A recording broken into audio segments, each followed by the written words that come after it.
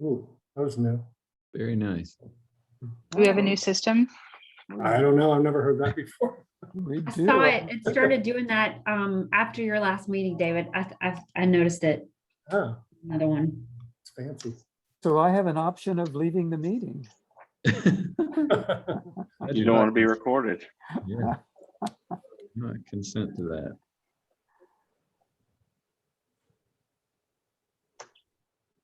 Hey guys, how's everyone doing? Hey, Erica. Hey, Erica. How are you? I'm good. We're ready to get started? Yes, I think I've let everybody in who's going to be speaking. Okay. And then I just hit record, so I think anytime we're ready to go. Okay. Well, good evening and welcome to the June 7th, 2021 meeting of the City of Charleston's Design Review Board. My name is Erica Chase, the board's chairperson. The members of the board with us tonight are Jeff Johnston, Dino Sliolio, Andy Smith, and Kristen Krause. Members of city staff present are David Meeks, Tori Parrish, and Andrea DeRungs. We do not have any board members that are recused from any items tonight, and we do not have any items that have been deferred. The order of the meeting will be as follows. David will give an introduction and context for any new projects. Then the applicant team will have 10 minutes for their project presentation. We are a little bit flexible being that we are virtual with the 10 minutes, but if you need time well beyond 10 minutes, if you could please let me know at the start of your presentation. All presenters should clearly state their name for the record. And then we will open up the meeting for board questions. And then we will open up the meeting for public comments. Public comment time will be also limited to 10 minutes. And if everyone that is speaking during the public comment period, please state your name and address for the record. David will then give city staff recommendations. Then the applicant team may respond or clarify to any of the public comments or city staff comments. That will have a 5-minute time limit. Then we will go into board discussion, board motion, and a vote. During this time, the applicant team may only speak when recognized or asked by a board member, and otherwise may only speak if asked a question by any of us. Please, if you could silence all cell phones or any devices that will be making noise in the background. I do want to remind everyone that comments from the public are limited to site design and architecture only. Our board does not have authority over zoning issues, building density, flooding, or traffic. David, if you could go to the virtual meeting protocol. Oh, sure. I'm sorry. Give me 1 second here. I need to get to the file. 1 second, please.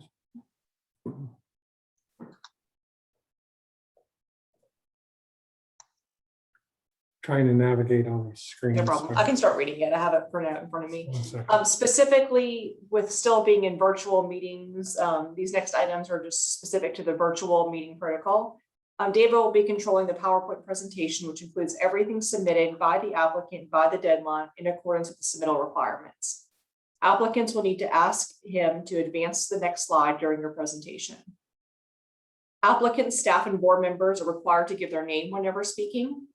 The video and microphone have been disabled for all attendees. Attendees will only be given the capabilities to speak when they are called on during the public comment period. The chat and Q&A functions have been disabled for everyone. With regard to public comments, the applicant and the public have been required to register, indicate the project they wish to comment on, and submit any documents in advance of the meeting. Just as an in-person meeting, all applications heard today are part of a public meeting format. If you have registered and will speak during the public comment portion of the meeting, you will need to state your name and address for the record. The members of the public that have registered will be called in order by project. Members of the public that speak are encouraged to remain in the meeting for the completion of the item they have commented on. I will call on the registered members of the public to speak for each project. Unregistered members of the public who raise their hand will not be called on. Staff will be issuing meeting results, including staff comments and the board motion, to the applicant following the meeting. Results will also be posted on the city website shown on the screen right now. And then for additional information, there's an email address and a website on the screen also. And I do want to remind everyone that this meeting is being recorded. So with that, we will get started with item number 1, 334 Folly Road, requesting conceptual approval for a new gas station, car wash, and convenience store. Thank you, Erica. Just a couple context slides before we turn it over to the applicant.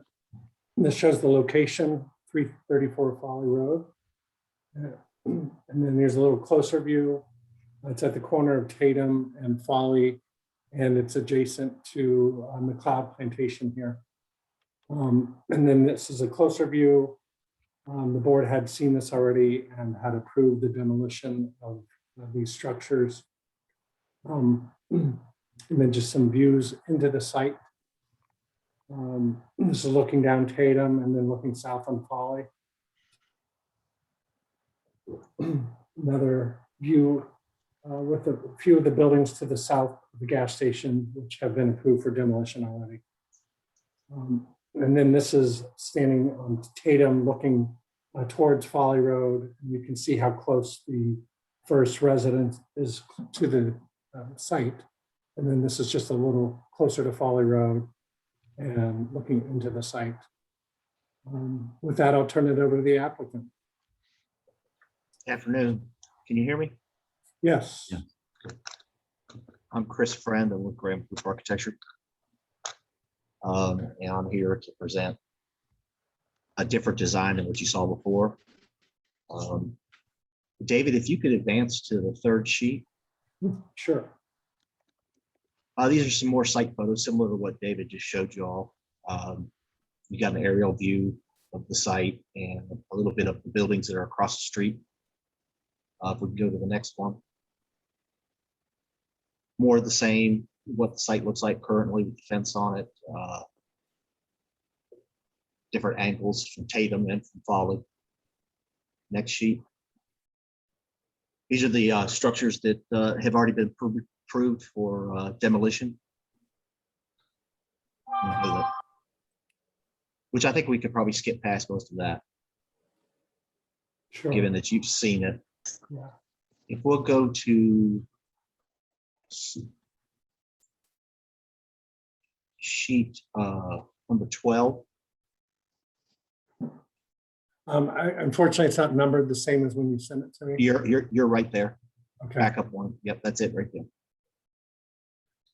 This is the site plan that we would prefer. I understand that there were comments from the previous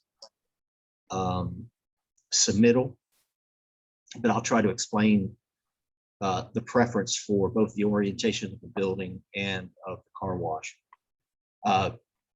It is preferred that the building face the fuel canopy. The entrance, which is right now on the Folly road side of the front facade, to the right of that is where the service counter is, with windows that they can look out to the gas canopies and kind of monitor what's going on there. And it's a little bit easier for the people at the gas canopies if they want to run inside real quick for a drink or something, just to access the building. There is a side entrance also on the east elevation. The orientation of the car wash, I understand, is a little bit of an issue, but the problem we're having with the site is that they have a license plate reader for the car wash if you purchase a membership, and that reader has to be located 30 feet away from the opening of the car wash bay. Turning the building, rotating it. If you go to the next sheet, David, rotating it in this manner didn't really allow for us to separate that 30 feet and then have vehicles stacking up. It's just, it could cause congestion and circulation problems on the site itself. The other issue with this changing the long facade or the length of the building to be parallel to Folly Road,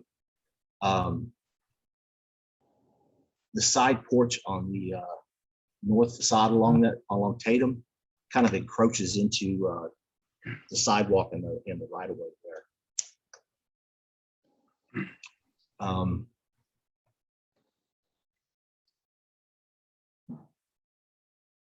One of my understanding it was that, and David mentioned this meeting when we had a phone conversation the other day, was that the board would like to see a porch along the Folly Road facade. We have a side porch that's on the other facade right now, and we've decided that it might be better if we mirrored the building. That would actually put the main entrance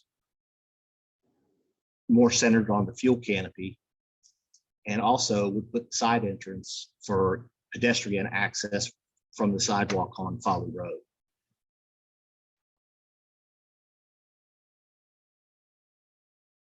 We could maybe move into the elevations and renderings and cover drawings, David.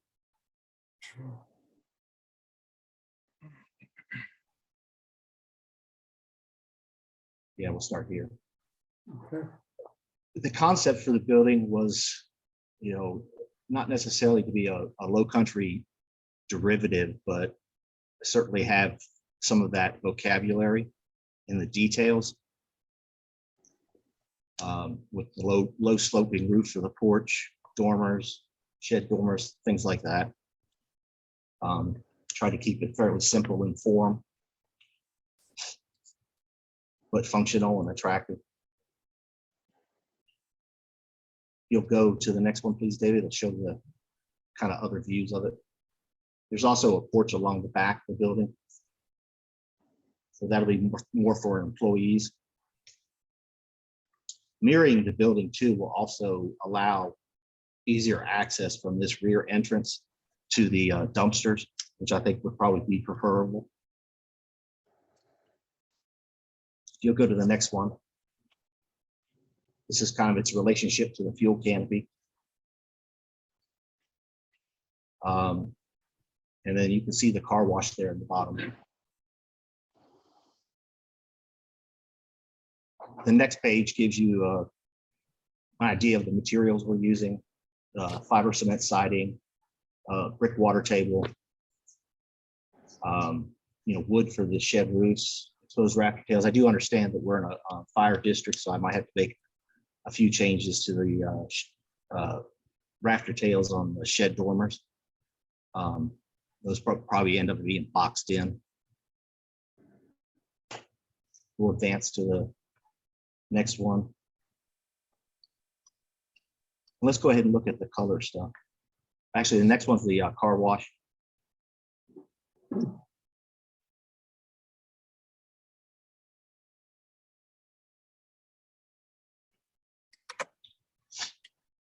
And before I go into this, we'll present some better 3D renderings for the next submission. The person we used to do the color renderings was going on vacation the day that I asked him to do it, and he wasn't going to be back for 2 days. We used a program in-house, and it kind of washes out some of the details a little bit. But the first one was just kind of an aerial view of the site, what it would look like in relationship to some of the other buildings around it.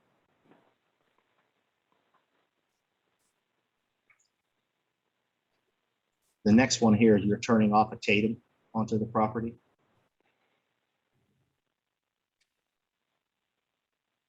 And that's from the corner of Folly and Tatum. And this is coming up Folly Road. And that's the drive off of Folly Road there. You can see kind of some of the mass of the buildings on the other side of the street. Another shot from Folly. This is going south on Folly. You can kind of see the car wash there a little bit.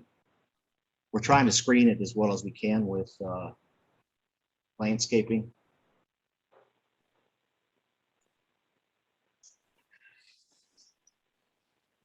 And there's another view. And this one's as you pulled onto the property.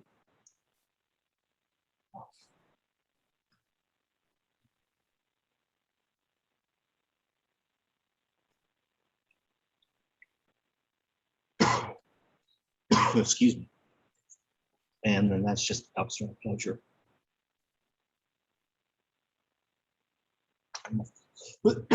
Fuel canopy drawings, excuse me.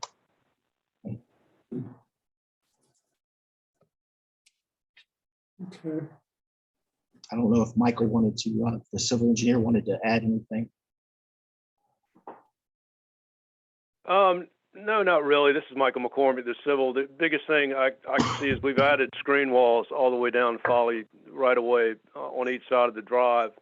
And the proposed driveway location on Folly Road is, it can't move. It's got to be centerlined on the Synovus curb cut across Folly Road as a part of the TIA and TNT at the city. So that kind of that's a fixture.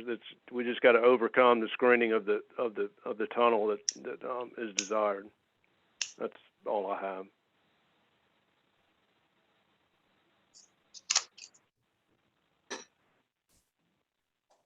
Thank you. Any questions from the board? I had a couple of questions, just curious about a couple things. Okay. Who maybe describe the use of the porches, and there's two porches. So one, that site plan was actually worked quite well, I think. The porch that's on the corner of Folly and Tatum, who uses that? What That'll be for, well, one, it was more to give it a more consistent look on the rear of the building so that it doesn't look like the rear of the building. But that'll be employees coming and going, And which is one of the reasons we've decided mirroring the building so that porch is actually going to be along or adjacent to the drive at Tatum instead of on the corner of Folly and Tatum. We think that might be a better placement for the porch on that side. can you say that part again, Chris? I'm sorry. It's okay. I'm sorry. I've got a little bit of tick going on in my throat here. Okay. So the rear porch that's at the corner of Folly and Tatum right now, it has a side entrance for the back room of the facility, the utility room, and that's for the employees. After some discussion, after we submitted this, we thought that mirroring the building so that that porch was where the side parking is, where it comes off of Tatum right there, might be a better arrangement of the building. So in this plan, mirroring it left to right. But yeah, that's correct. That also puts, because on that side parking, there's a side porch there. And mirroring will also put that side porch on Folly Road. And that would allow for some tables to be put along there. Along Folly.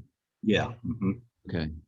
Just trying to, we're doing kind of a little bit of archispeak here. And Yeah. Imagine, if you will, the building were mirrored. So it's helpful to kind of walk through this. Yeah.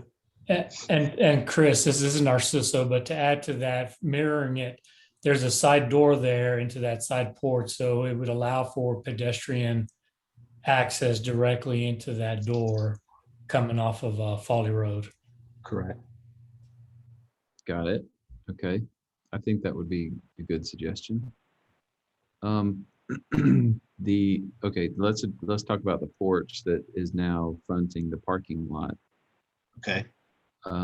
Maybe how many doors?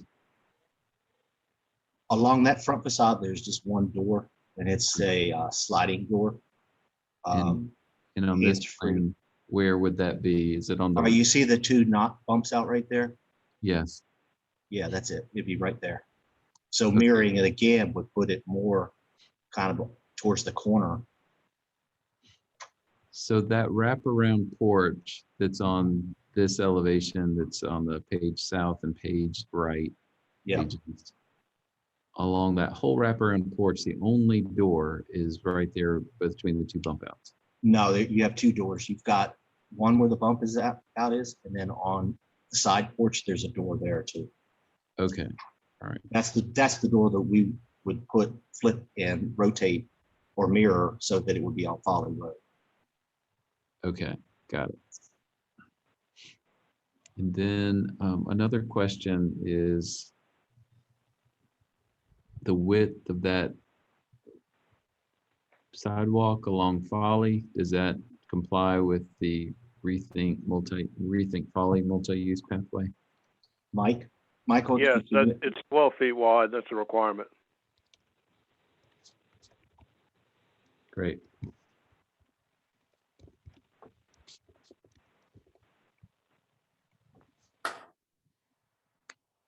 That's the questions I had. Okay. Thank you, Chris. Thank you. You're welcome. Hey, Chris, this is Dinos, Leo. Let me make sure I understand when y'all were talking about mirroring the building. Mhm. So in essence, the footprint would basically stay the same, but what you're talking about is basically just flipping so that what is now showing up on the west side would be the east. Is that correct? Correct. Absolutely Okay. correct. Yes. Okay. Couple of questions on the, well, I'm going to go with this elevation and this print right now. Mhm. If I look at the floor plan, David, can you flip to the floor plan for a moment? Thank you, my friend. The area that's shown is the beer cave and all of this area in here. You're showing some rather significant glazing Yes. and storefront. Is that spandrel glass? Is that clear glass? What? It's not spandrel glass, but it'd be clear glass, and then we put a 3M film over it, so it makes it almost semi-translucent. At the beer caves, it won't be visible because there won't be any lighting. The same thing goes for the dormer windows also. Okay, so let me ask you then. Basically, it's a facadal treatment. Yes, sir. That's Okay, correct. and the dormer windows was a great second question that I was having. Do these dormers interact at all with the interior of the space? No, they don't. No, they don't. Okay. I see that you went from a 9-inch to a 5-inch lap siding as you go to the top. I mean, is there a reason for that? Just a material change, just a subtle material change. Okay. Um, Initially, we had board and batten on there also, okay. and we had shared our drawings with the city architect, and she recommended some changes, and we agreed with her recommendations, so we made them. Sure. And I'm sure there were excellent recommendations. They were. We lowered the pitch and the brake returns, give it a more historic profile. Let me ask you about the, and I was trying to find them. When I looked at the elevations, I was confused with the downspouts. Do they go back to the wall? How are those downspouts Well, particularly? you have downspouts along the porches, which go back to the column. The ones along the rear of the building go back to the wall. On the rear of the building where you have the porch, they go Right, underneath and back to the wall. No, not back to the wall. Porches, all the porches just return to the columns or the posts. Okay, so the downspouts go down the posts. Yeah. There are some along the back facade where we have scuppers, and they just come down onto the roof below it, and then off of that porch roof, there's the gutters. Okay. And I guess my last question is this: the canopy, The fuel canopy? the fuel canopy. Yes. What was the inspiration behind that? I don't know the answer for that. That was something that existed with Refuel before I became involved with them. I've never asked that question. Mhm. I do believe it was 2 ways, possibly. I'm not 100% certain about that. But we try to tie in use the same brick around the columns and same metal roof. Okay, and just one other question. On your landscape plan, L1, I think it's L1, by the car wash, you show tanks. Are those below grade, above grade? I think they're, I don't know, Narciso, do you know? The tanks next to between the canopy and the car wash are the underground storage tanks. So Okay, they'll be underground, but they put them off into the green space. So like the sump covers and things like that don't get knocked down or aren't subjected to vehicular traffic. So you run into less environmental compliance issues. mhm. All right. And I was going to ask Chris one other question. Okay. When you came, have you been to the site? Yes, sir. I have. What was anything particularly inspirational from a design standpoint, from a context standpoint, that you felt prevalent? We actually truthfully had already been working on the design. Prior to coming to the Prior site? to this, yeah, we've been working on, we had the floor plan and used the floor plan with a different facade up here in the Myrtle Beach area. And Refuel asked us to redesign the exterior for various other markets outside of the Pawleys Island, Myrtle Beach area. So we came up with several different versions, and this is one of them, Mhm. and that we've continued to develop a little bit. So But this we is a felt- prototype? Well, it's not a prototype per se, but it's Yeah. we have other versions. I guess you can say that the floor plan layout of the store is kind of the prototype part of Yeah. that. I think what Chris was saying is he's worked on various different exterior elevations to kind of go with some of the areas that Refuel is developing in. Okay. So this one kind of seemed with, most appropriate for that site. yeah, with especially with the feedback with the pedestrian connectivity and those conversations that were occurring through the last DRB, this one kind of seemed the most appropriate for this location.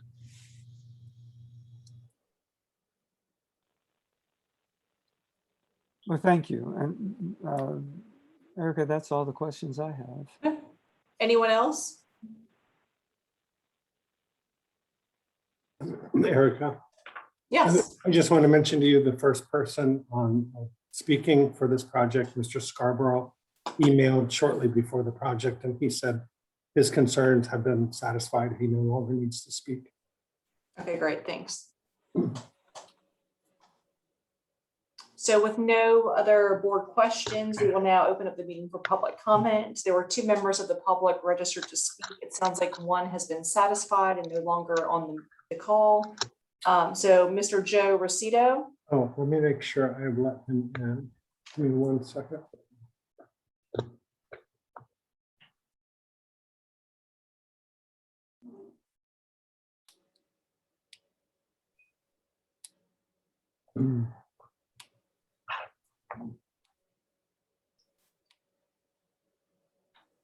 Hey, can you all hear me now? We Okay. can, thank you. Hey, this is Joe Rosito. I live next door at 1637 Tatum Street. I have a couple questions, if I may, around the car wash. I think last time we talked about some of my other concerns around the lighting and the landscaping, but this one in particular, what direction is that car wash? Where's the entrance and the exit? Is it west to east or east to west? Mr. Rosito, if you could just go through all of your questions, and then at the end of your questions, once the public comment period is closed, the whole team will be able to answer them all. Just from a formality standpoint, we can't allow a dialogue, so I Sure. apologize. Sure, no problem. So Thank you. my questions are around direction of that car wash and the decibel output. Do we know if the direction and what the decibel is at like 30 feet, 10 feet, 50 feet? My main concern is the blowers on the exit side of that car wash, being that my property is so close adjacent that, concerned about the decibel level of cars and traffic going through there. But I will say that this position, I know it maybe is contrary to the board's wishes, but I prefer this position much better than the position where the entrance and exit are parallel to my property line. I think this sets back the car wash a little further. And other than that, those are my only concerns. Thank you. So with that, the public meeting, the public comment period is closed, and we will now move on to staff recommendations. And then after staff recommendations, the applicant team will have a chance to respond to Mr. Rosito's questions, and then anything brought up in the staff comments. Thank you, Erica. So staff comment number 1, the height scale mass of the convenience store is appropriate for this location and in keeping with the surrounding area. Number 2, staff finds this design direction of the main building a big improvement over the first submittal. This design has a low country feel with metal roof, shed dormers, roof overhangs, and brackets. This will be a nice fit for the area. Number 3, staff supports the design direction of the gas canopy, which is attractive, and the car wash, which is simple and nice.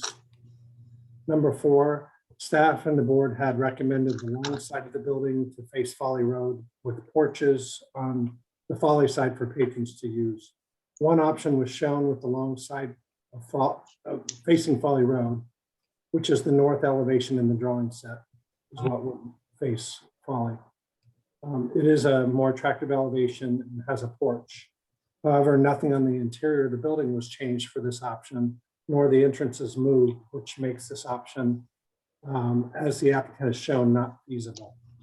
Currently, the west elevation being proposed for Folly Road has no porches. This elevation proposed to face Folly Road looks to be the least attractive elevation with blackout windows and a utility door.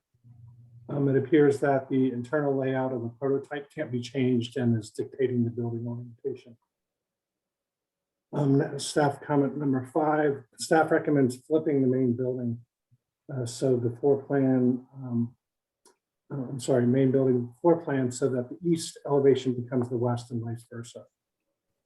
This puts the porches on the Folly Road side of the building and the utility door on the east side away from Folly Road. Number 6, staff prefers the site plan, which has the car wash opening not facing Folly Road, but the exit route turn looks to be too sharp and there's no room for car stacking with this option.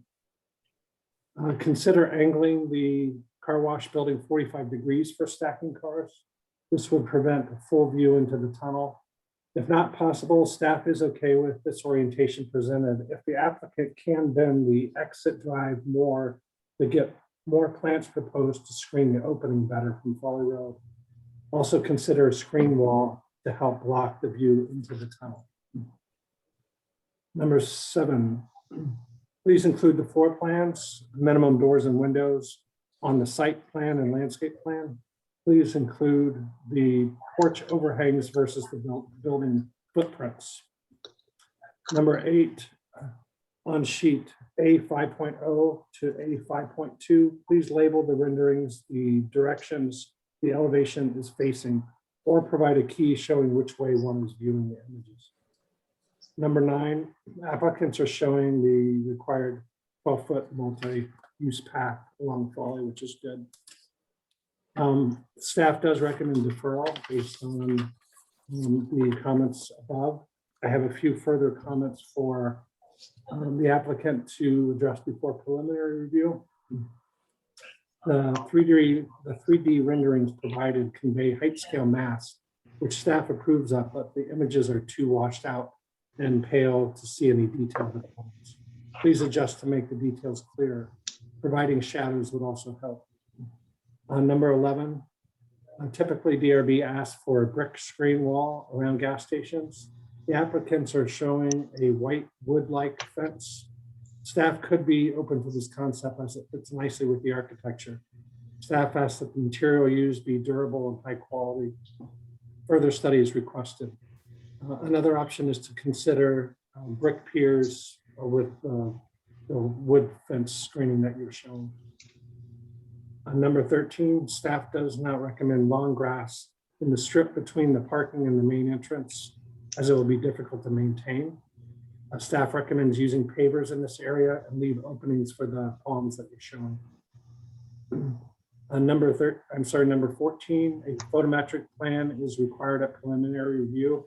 We ask that special attention be made to the neighbors to ensure that very little to no light is spilling off the site, especially to the east and to the south. And that's all I have for staff comments. Thanks, David.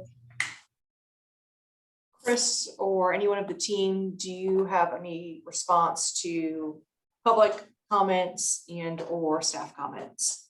I think I can address all of them. Great, thank you. Or most of them. Some of the site stuff, Michael may need to step in. But Joe, his comment about the direction of the gas station, you enter on the east side, so on the side that is adjacent to Joe's properties, where you enter and you exit on the west side at the Folly Road exit there. I'm not aware of what the decibel level is, but maybe I could find that out.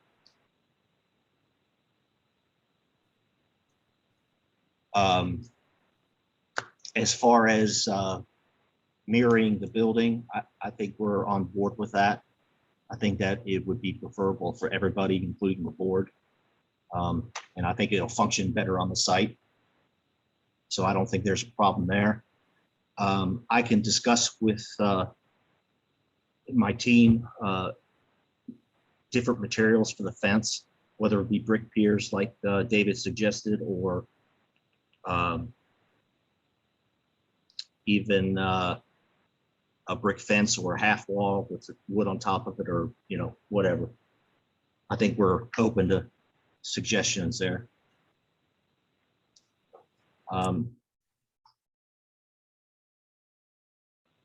As far as the orientation of the gas station, we could try to maybe angle it or something so that to drive the exit is a little bit obscured, and try to screen that a little bit better with some more landscaping and possibly a wall that's closer to it. If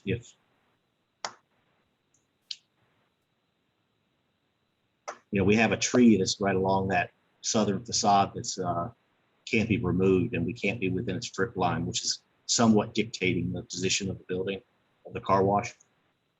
And there's also some drainage requirements along there, which Michael can address. Does anybody else have? No, I mean, this is Michael. We could certainly take a look at rotating that car wash to alleviate some concern there. But between the car wash and the property line, we're going to have a water quality swale there. I believe there's a couple protected trees that we've got to stay away from, and so forth. But we'll make every effort to do it.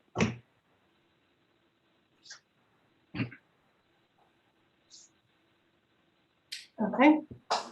Thank you. With that, we are now in board discussion and a motion.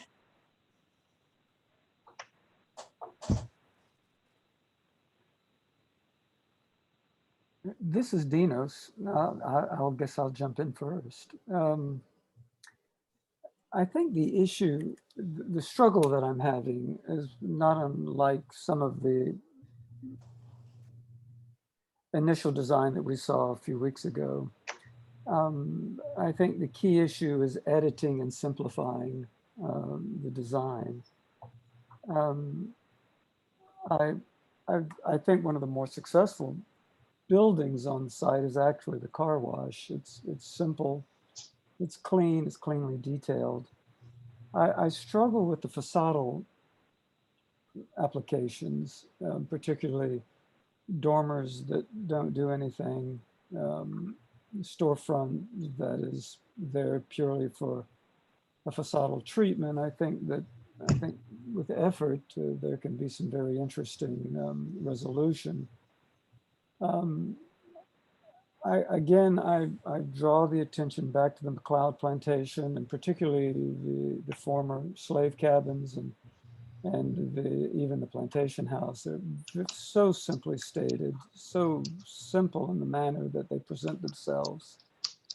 I'm struggling with the brick base. I would really encourage the omission of the brick base on the building, and just make a decision on whether you want to go with 9-inch or 5-inch siding. The 9-inch actually looks proportionate to the building structure.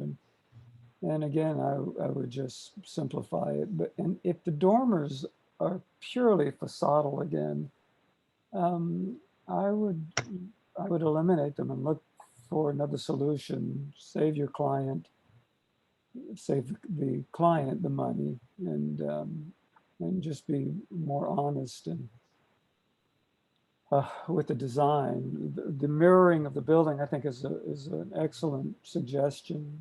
I think that would help significantly as you go forward.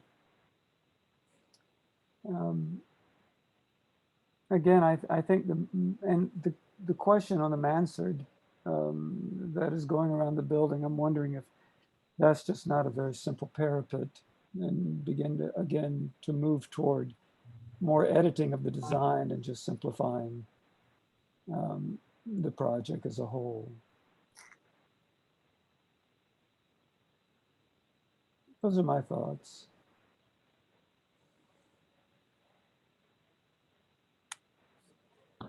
This is Jeff. I kind of echo those. I don't know. The building has been reskinned, and I think the reskinned successfully, but I still have a little bit of trouble or hesitation with just the fundamental planning decisions of the building plan in response to the site. I think mirroring it has some opportunity, some real opportunity that would be worth looking at for sure. I might suggest once you do that, do you allow more room at Folly and for that outdoor seating, and does the pedestrian path kind of respond a little bit more rather than a straight line? Does it do something different on that Folly Road side? Totally agree with the dormers. They ought to interact with the interior. If they don't, then they should be removed. In light of Joe's comments about lighting, and gas canopies are always really tough to design, maybe looking at an indirect light source rather than a direct light source, something that illuminates the canopy, which then illuminates the ground rather than the lights being mounted to the canopy and shining direct down, would be a more sensitive approach. There's something slightly at odds with one another with how the canopy and the building aesthetically interact. I can't quite put my finger on it. Maybe it's just the straight roof. I don't know. But the two, it's best represented in that rendering right there. I'm not sure I saw an elevation, and this is often the times with gas canopy structures where there's almost like a streetscape elevation that shows the canopy and the building in the same elevation. We rarely see them in the same scale on the same drawing next to each other. So it's kind of hard to tell how they relate to one another. But one suggestion might be to lower the brick on the gas canopy. The brick piers seem really heavy, but that might be a kind of a drop in the bucket to the bigger challenge with making the two more compatible. I agree, Jeff. They're alien to each other as far as form is concerned, and not that the gas canopy isn't cool. Right. The idea is very nice, but I think the relationship between the two geometries is just alien to each other and is almost conflicting. Mm-hmm. So maybe the comment is just to try to figure out a way to mesh the two aesthetics or make them more interactive. Yeah. And not just facadal. I completely agree with what you said. Not just facadally by putting a wave on the front of the building, but actually looking at something more substantive that brings the two together. Yep. I think the facadal components that you touched on, Dinos, just to me speaks about the plan not working with the site.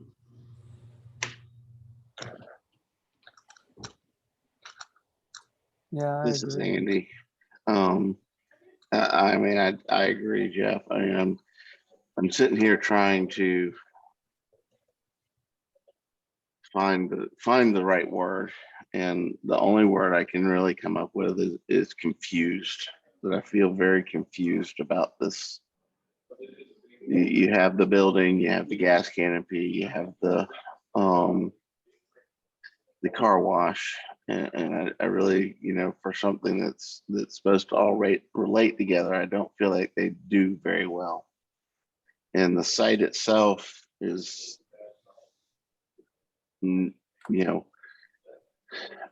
doesn't relate to itself very well, doesn't relate to the outside world very well. And the set itself, the set of drawings itself, could use some editing, and I think that goes through some of my confusion. There are things in the set that aren't in our purview, and we probably don't need to see, that are just kind of burdening down the stuff we have to look through to try to determine where we're getting to in this project. I don't know. I can't support, I guess, where we are right now, and I think there's a lot of editing and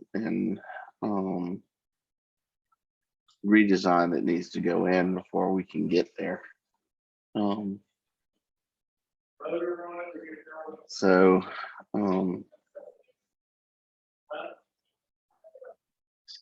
Yeah, I mean, I'm struggling with the deferral, considering that we're talking about mirroring the plan and really working on a lot of issues as far as the plan is concerned, and the conflicting aspects between the canopy and the building itself, and looking at simplifying. I don't know if I can get in my head that this would qualify as a deferral. It may be more beneficial to the applicant, again, that I know how difficult these probably are to work with, and but is it deferral, or is this is a denial?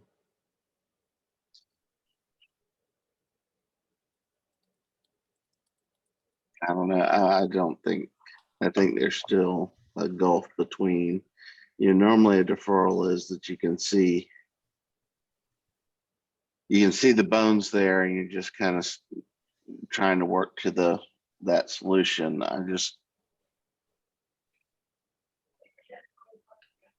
don't know. I don't really see this being a deferral personally. Can I ask a question as an applicant? Sorry, unfortunately, right now we're in board discussion, but if there's anything being stated that is untrue or inaccurate, then you're welcome to speak. But otherwise, it's not a time for question and answer. So I apologize. Okay.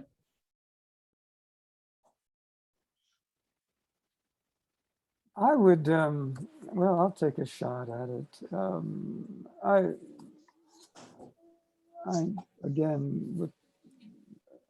know that I feel confident this architect has the capacity, Chris has the capacity to really come forward with something that is more compliant. I would encourage, I think one of the problems possibly, which is why I was asking some of the questions, was that I think that a lot of this was possibly designed before we even made a site visit. And I think seeing some of the structures contextually around this piece of property are a great inspiration that would probably help lead to a more simplified and edited building. I would move that this application be denied. On a denial, do we give, well, the insight is that we would,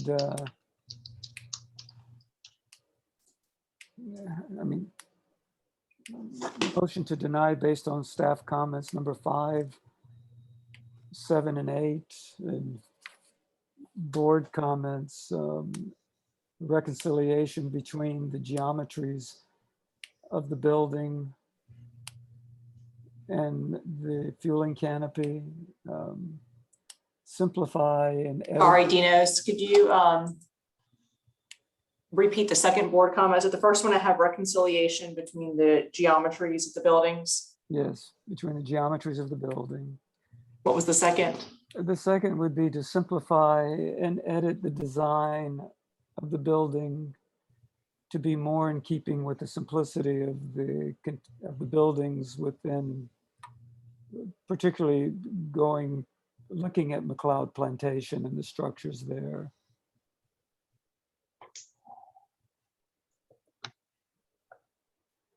I think the third is to be honest in its presentation of the building itself, with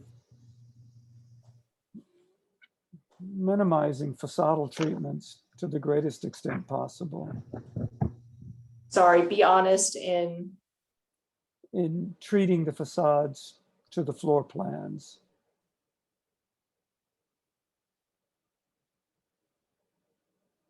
and then you say minimizing.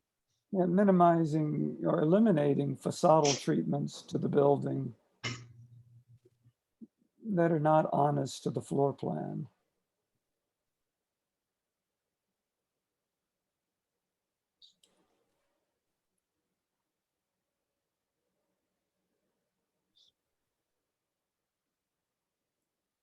Guys, what have I left out? Okay, so we have a motion. Sorry, go ahead.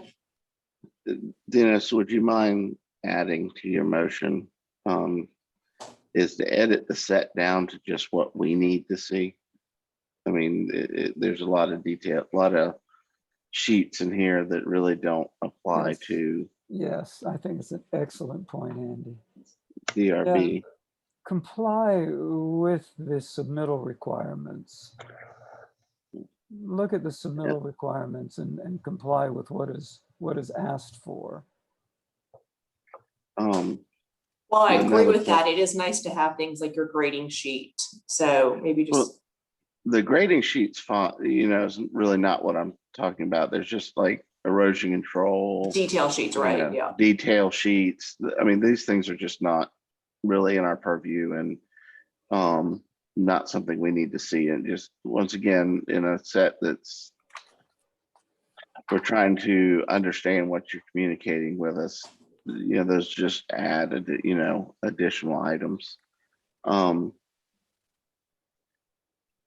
I didn't touch on it because, I kind of saw where we were going, but would like to add into the motion to edit the plant list and focus more on native plants rather than an adapted palette. I think it would really help the context of the project. Okay, Dinos, is that okay to add? Absolutely. Okay, so we have a motion for denial with staff comments 5, 7, and 8, along with board comments to address the reconciliation between the geometries of the buildings. 2, simplify and edit the design of the building to be more in line with nearby contextual buildings, particularly McLeod Plantation. 3, be honest in treating facades to the floor plans by eliminating facadal treatments to the buildings that are not honest to the floor plan. 4, edit the plan set down to what DRB has purview over. And 5, focus the plant list on native plants. Is there a second? I'll second it, this Andy. Okay, I will now call roll. Jeff, This is Jeff. I in favor. Kristen, Yes, in favor. and then I'm also yes in favor. Thank you very much. David will be in touch with staff, the motions and comments. Next on the agenda is item number 2, William E. Murray Boulevard at Glen McConnell Parkway, requesting conceptual approval for a multifamily residential community consisting of 3-story townhomes and 3 4-story multifamily buildings plus a clubhouse. I have just a few context slides for this. Here's the location of the site. It's at the corner of Glen McConnell and William E. Murray. The board should be familiar with the site across the street to the northwest, which was the founders apartment complex we saw recently. But here's the location. You can see the red boundary. And then looking into the site, I believe the site's already been cleared from a previous applicant. This is all I have because the applicant has a few more context slides. So with that, I'll turn it over to the applicant. This is Katie Harrigan here from 3 North Architecture in Richmond, Virginia.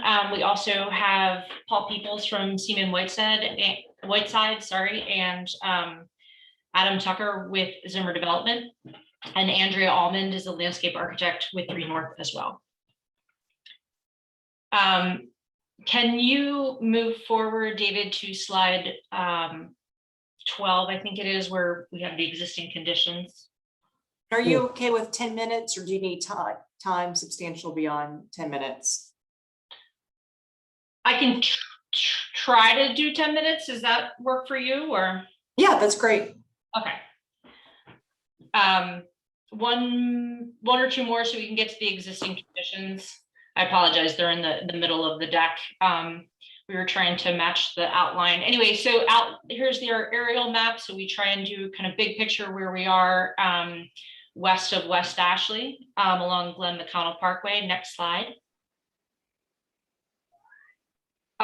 We've kind of notated the significant features around the site, elementary schools, churches, shopping centers, and the major arterial roads. And next, please. These are the views that we're going to show next on the site from the various kind of intersections and roads. So next slide. And then here's just a kind of a Google Earth shot of the site as well, and the western portion of the site, which is cleared, as previously mentioned. Next slide. Here's another view of the site, and the next one, please. So here you can see in C, you see a street view from William E. Murray Boulevard. At the bottom right is the intersection at Glen McConnell. And then again, you can see the site on the left with a heavily treed area which would be the north of our site. And I think there might be one more slide just showing existing cleared features of the site. And then if you wouldn't mind going back kind of to the beginning where the site plan is.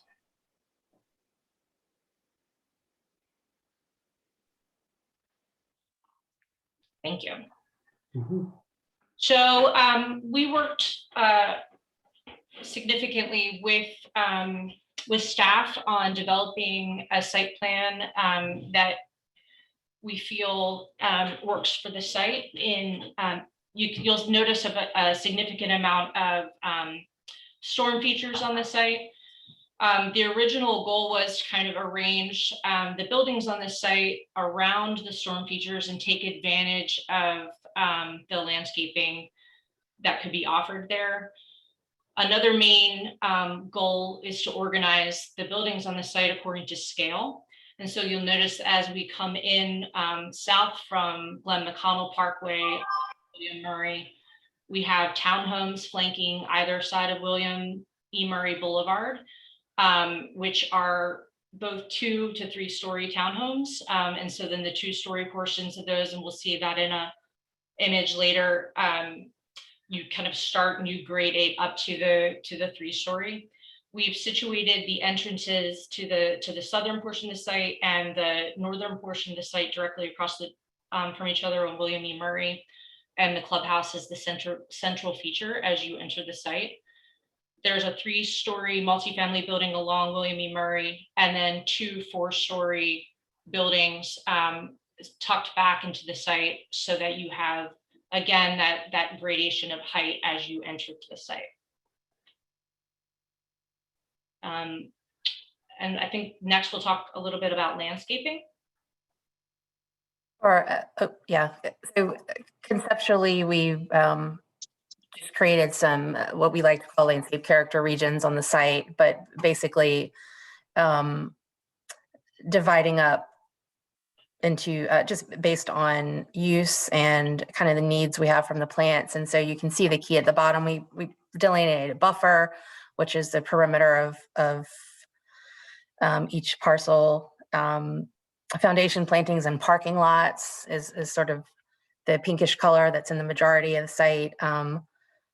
Pond and kind of riparian is the blue. And I think, as Katie mentioned, the pond at the top of the site there is a wet pond. The others are dry. So the landscape there is going to play heavily into the character of the site. And then arrival and amenity is shown in green. That's just areas where you enter the site or have select views, particularly around the clubhouse, where we want to have a slightly different planting palette for interest. Let's go to the next slide. And basically there's a plant palette for each of these areas. So I'm not going to read out all the plants, but for buffers, obviously we're looking at evergreen shrubs and really trying to get an almost 100% native palette for this site. Also low maintenance, so things that aren't going to need to be pruned, that we can really let naturalize and live in the buffer kind of happily, where we want to screen and add to the some of the existing trees around the edges. Next slide. And then it's some additional tree species that might be in the buffer. Seasonal interest is also obviously a consideration. So we are looking for some native ornamentals like service-bearing sweet bay to mix in where we have the opportunity. Next slide. And the foundation, building foundations and parking lots, just again, kind of low maintenance. We're thinking lots of native grasses and smaller evergreens that are more appropriate for parking islands and up close to buildings and sidewalks. Next slide. And then primarily using oak trees for our shade trees, but then also mixing in palms as well for some accents around the site. Next slide. And then in the pond areas, really want to come up with a nice mix of grasses and perennials to provide seasonal interest and attract pollinators, and make sure we're focusing on using native species that are going to provide some ecological benefit to the site, while also performing well in stormwater situations. Next slide. And the areas where we're trying to have a little more interest, there's just more thought on color and some perennials and some more unique plantings, things that have, scents and smells, just to provide a little more interest in those areas, but really blends and overlaps with all of the other palettes as well. Next slide. And then this is just the sort of the tree palette for those areas as well. And you can see there's a lot of overlap with the different zones to ensure that the palette of the whole site flows together. Next. Okay. How are we doing on time? Because I think if we can fast forward to the renderings, there we go. Thank you. I have about 3 minutes left. Okay. But we're a little bit flexible if you go a couple of minutes over. Thank you so much. So we have a few renderings included in the set. In the lower right-hand corner is a key as to where the rendering is taken. So this is giving you a view of the townhomes as you enter the site. You can see on the left there is a shorter 2-story building. We've then kind of stepped the buildings up and added the gable roof forms, which are a nod to the historic Charleston kind of neighborhoods. We think pedestrian experience is really important here. And so we have, entries off of the sidewalk and porches to kind of activate the street, along with some kind of pergolas at the upper level to really try and engage the street. Next slide. This is a view of one of the 4-story buildings off the site. So you'll see we're kind of using this similar roof forms, but in a larger scale. The balconies along the side of the building are meant to be reminiscent of the Charleston side porches. Again, this is all a modern interpretation of that, but that was where we got our architectural inspiration. Next slide, please. This is a view of kind of the entry or the arrival from across William E. Murray. So you can see we have stepped down to the 2-story townhomes as you enter the site to really kind of create that pedestrian scale. Next slide, please.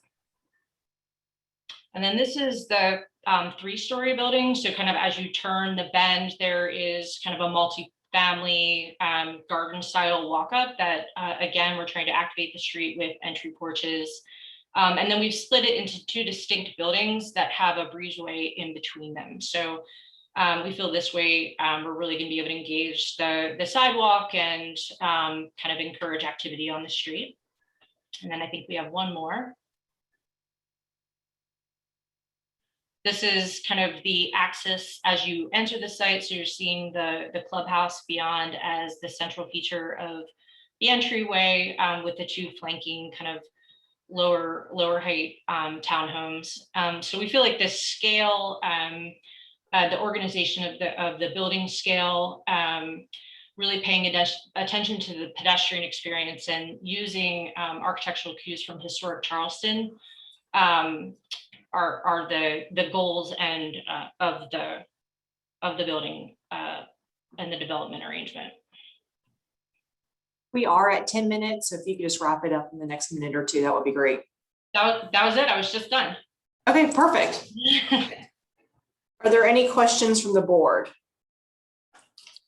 I had a couple of questions, and I may have missed it, but in the packet submitted to the city that we got copies of, I didn't see a survey in there showing any existing elevations, FEMA flood zone, existing trees. I didn't know if I missed it or if it just wasn't included. We do have that, so we might need to. That we are currently going for early site package TRC as well, and so we have that information.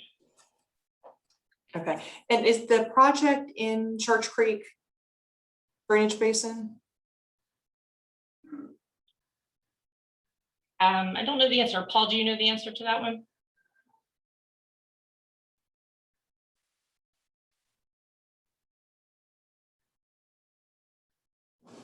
Sorry. I'm seeing if he's on here. He's in the attendees, David. You'll have to let him in.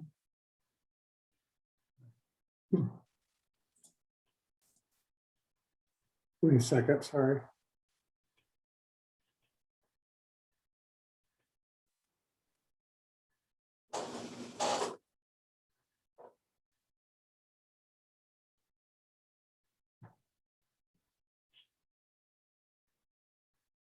I'm not seeing him.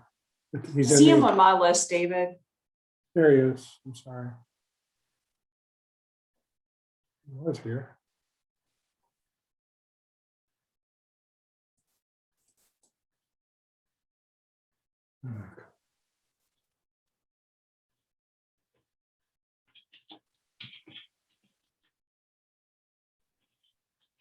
I think he dropped off. I don't see him now. You still see him on your list? I do.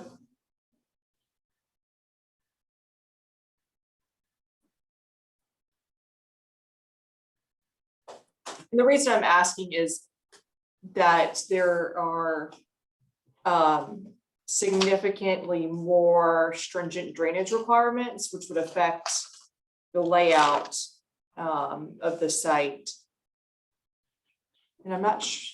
And then also, just curious from a survey standpoint, one about existing trees and is the site plan working around any existing grand trees?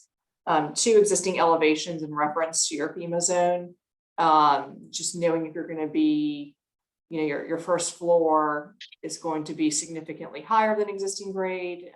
Just trying to understand a little bit more big picture items on the site layout.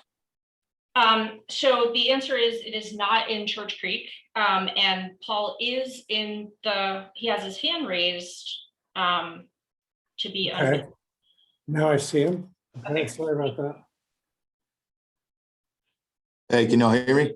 Yeah. We can, thank you. All right. Yeah, so to answer your questions is no, we are not in the Church Creek drainage basin. We are, it's actually right on the line of the Church Creek basin, and we have been working with Kinsey and Stormwater to ensure that we are not discharging into Church Creek. We are discharging into, it's called the Long Creek Basin, which is not, as you know, not as stringent as Church Creek. It is still a special protection area, so we are accounting for that with our stormwater design, which is why there are, if you look at it, there are a good bit of ponds on here, but it does account for the special protection area and requirements and stuff like that. Regarding the trees, this site is going to require 3 to 4 feet of fill. So we are removing most of the trees. Half the site is already cleared with an early site package plan. We are working around, we've received BZA approval for some grand tree removal, or a couple trees, but we are working around incorporating some of the trees that will be in our dry stormwater basins to save as many trees as possible. Those are shown on the rendered site plan in this package. If we wanted to move back to that, you could point them out.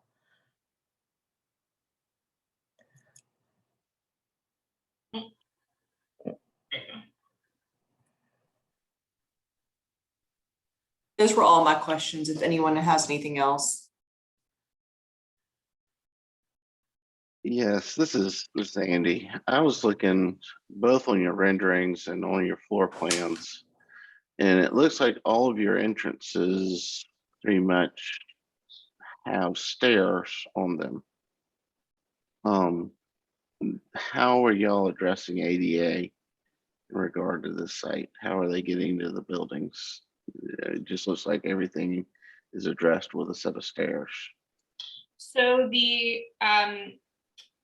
for the townhomes, they do have stairs, and we're treating that as a kind of single family style residence, attached, obviously.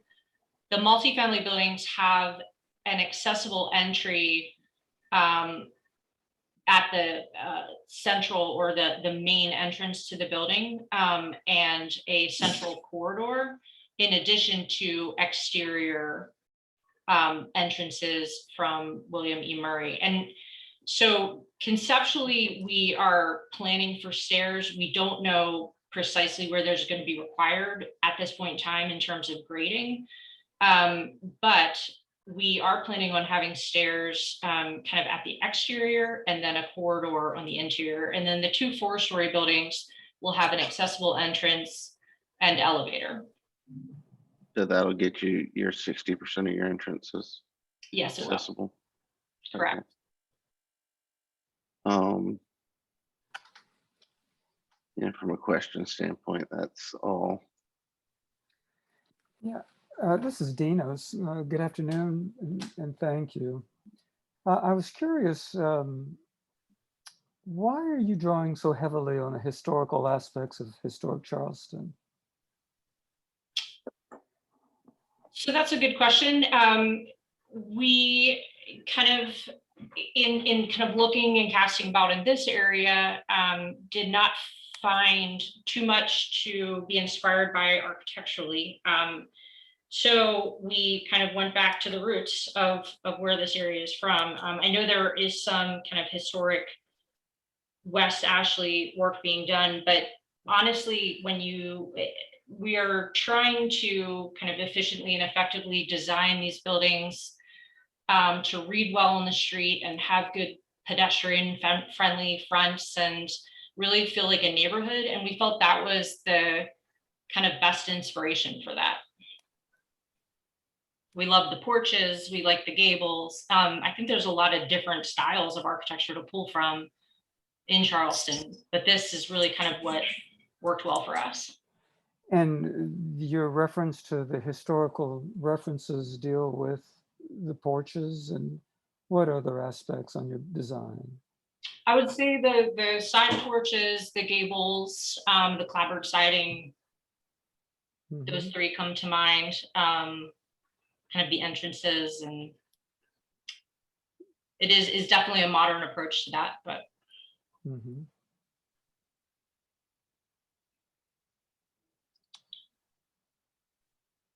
Any other questions, Enos or anyone else?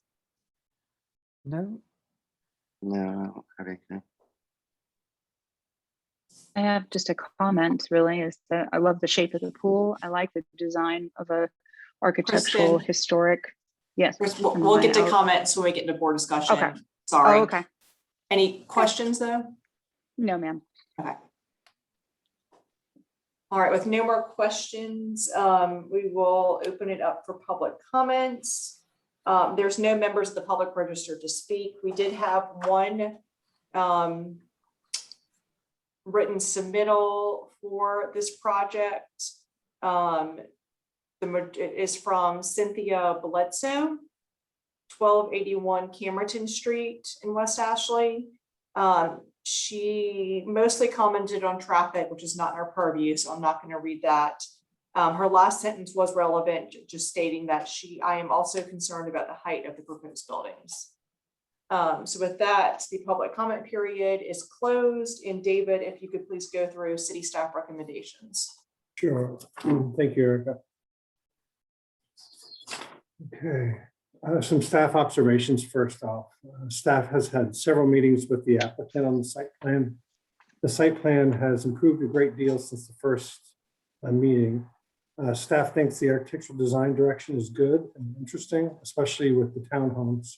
The contemporary feel and the interesting balcony detail with the posts and metal railings provide a nice aesthetic. The planter walls between the street and ground floor patios are a nice solution for privacy. Staff comment number one, staff is interested in and supports the design direction as a start. Number two, staff is pleased with the amount of green space and retention areas spread throughout the site. Number three, the plant palette is off to a good start. Number four, the clubhouse pool area with the surrounding retention is looking nice. The dry detention planted with native grasses, etc., will be a nice surrounding to the pool. Number five, there are still long expanses of parking lot and cars in the site plan. We'll consider a roundabout or a rotary with green space where there are junctions coming together in the parking lot to help break up the long stretches of parking lots. Zoning requires 263 parking spaces, and the applicant is not above that very much. They're providing currently showing 268 parking spots. Number six, another method to help break up the long expanses of parking lot is to increase the size of a few of the parking lot islands. The tree island could take up 2 parking spaces instead of 1, therefore allowing more room for green space and trees and shrubs. Number 7, staff had encouraged more sense of an arrival at the 2 entrances to the site. The first entrance, or the west entrance, is better now that the clubhouse is on the entry center, and we appreciate that the townhomes step down to 2 stories at the entry. This entry could, however, use more space by pushing the townhomes apart just a little bit more to make room for more plantings or some kind of entry feature or low walls, or maybe some entry signage as a suggestion. And that's not being asked for until preliminary review. Number 8, staff appreciates the simplicity of the architecture, but the side of the clubhouse presented at the entrance is a little underwhelming. Number 9, the east entrance entrance, which is the second entrance into the site, lacks any sense of arrival. Staff suggests moving the entrance to the west about 20 feet so it lines up with the east end of building A1 and the grand tree that's right there. Remove a few more parking spaces near the grand tree to maintain a view to the tree and the end of the building. On number 10, in the northeast corner near where the applicant shows a trash enclosure, staff had asked for a deck or a gazebo at the end of the pond for residents to enjoy along the pond system. Number 11, height scale mass needs to be studied on the long buildings. These seem overwhelming in scale, but staff likes the attempt to break up the mass with the balconies versus the siding facades. Building B1 has a break in the middle of the building with a hyphen or a break in the roof. Doing the same to buildings A1 and A2 would help break up the long structure. Number 12, label everything on the site plan, including trash enclosures. Number 13, always include north arrows on all the site plans. Staff is recommending deferral because there's still some issues with the height scale mass and a little bit to do with the site plan as well. We have a couple other comments to be addressed by preliminary though.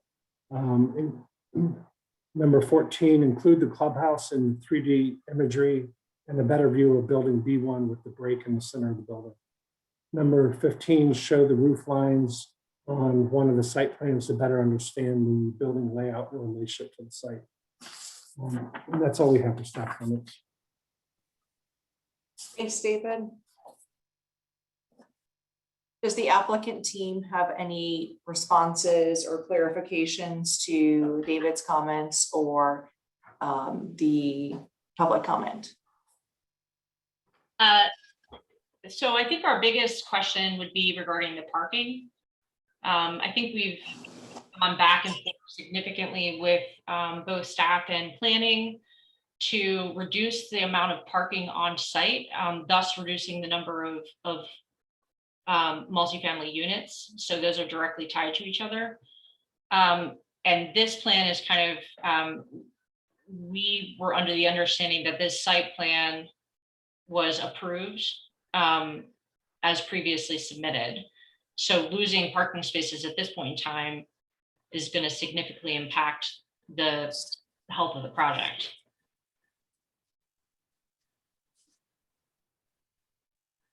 So I guess the question is there a way forward without losing more parking spaces?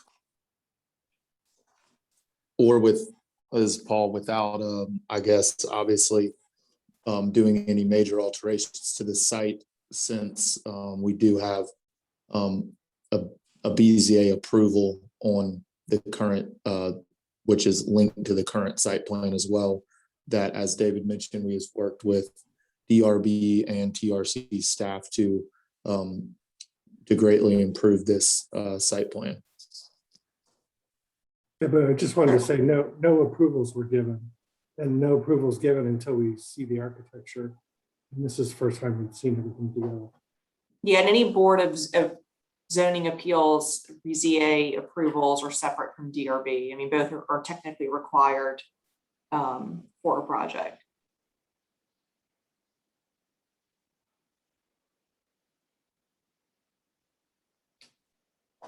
But, So with but DRB did review the site plan, correct? And we went back and forth a couple different times to discuss the parking arrangement. So that's just staff feedback. That's not the board giving any approvals. So you have to come to the board for conceptual approval and preliminary approval. Okay, I guess, but David is staff, correct? And he's the one that made the comment regarding the parking reduction. I'm not sure on the details of what has happened, but David will be available after the meeting and tomorrow, but we can't get into a dialogue. I apologize just from a procedural standpoint right now. No problem. Okay, thank you. So with that, we will move into board discussion and any motions on the project.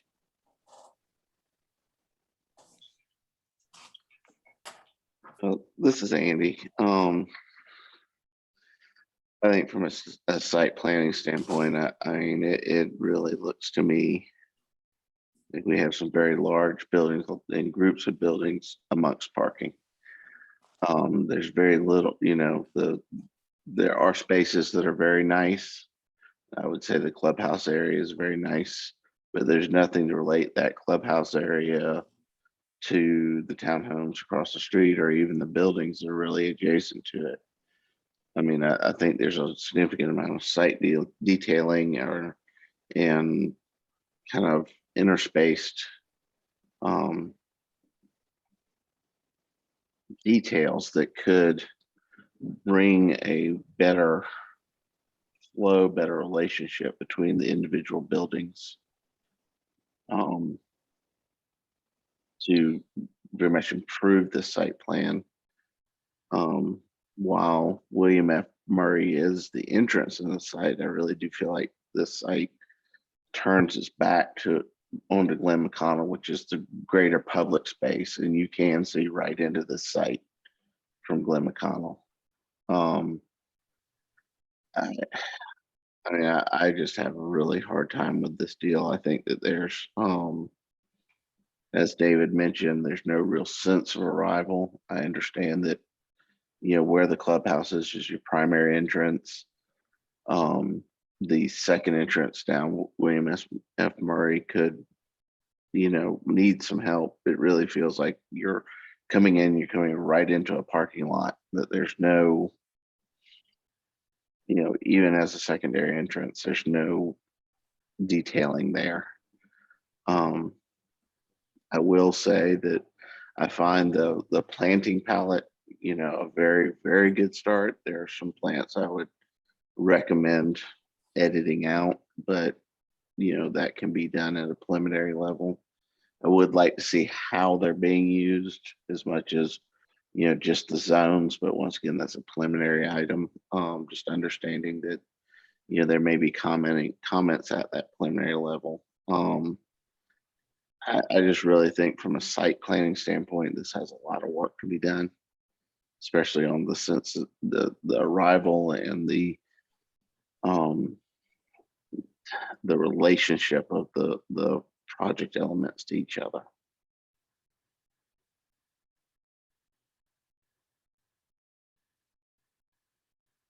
Yeah, this is Dinos.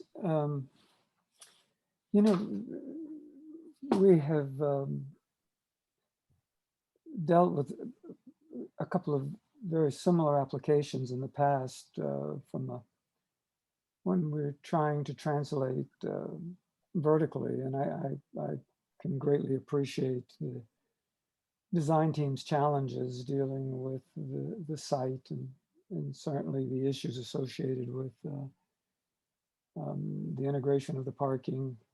I think there are a couple of things that struck me, and I think the first is maybe along the lines of what Andy was saying, that we've been successful in even sites this constricting to see a greater infusion of building, parking, site, where everything seems to be working with and off each other. The site appears very rigid in the manner it's presented, and I think it's reflected back personally in the architecture of the long buildings. Though I feel those buildings really need to be broken up to an extent, and I would encourage the applicant also. There are if you study many of the West Ashley Revitalization Commission's plans, the issues associated with the Plan West Ashley and a variety of other resources that are available, there are other rather significant inspirations architecturally that could probably help out significantly. And whereas I greatly appreciate the applicant's approach to trying to provide a modern interpretation of what historic Charleston architecture might be, this just isn't getting it. It comes off so rigid in the manner that it's being conveyed. Even in the standpoint of just looking at the renderings and the way that the renderings and the elevations begin to work. I mean, there are pieces, but it's particularly on these long buildings, it's pretty much lost. I'm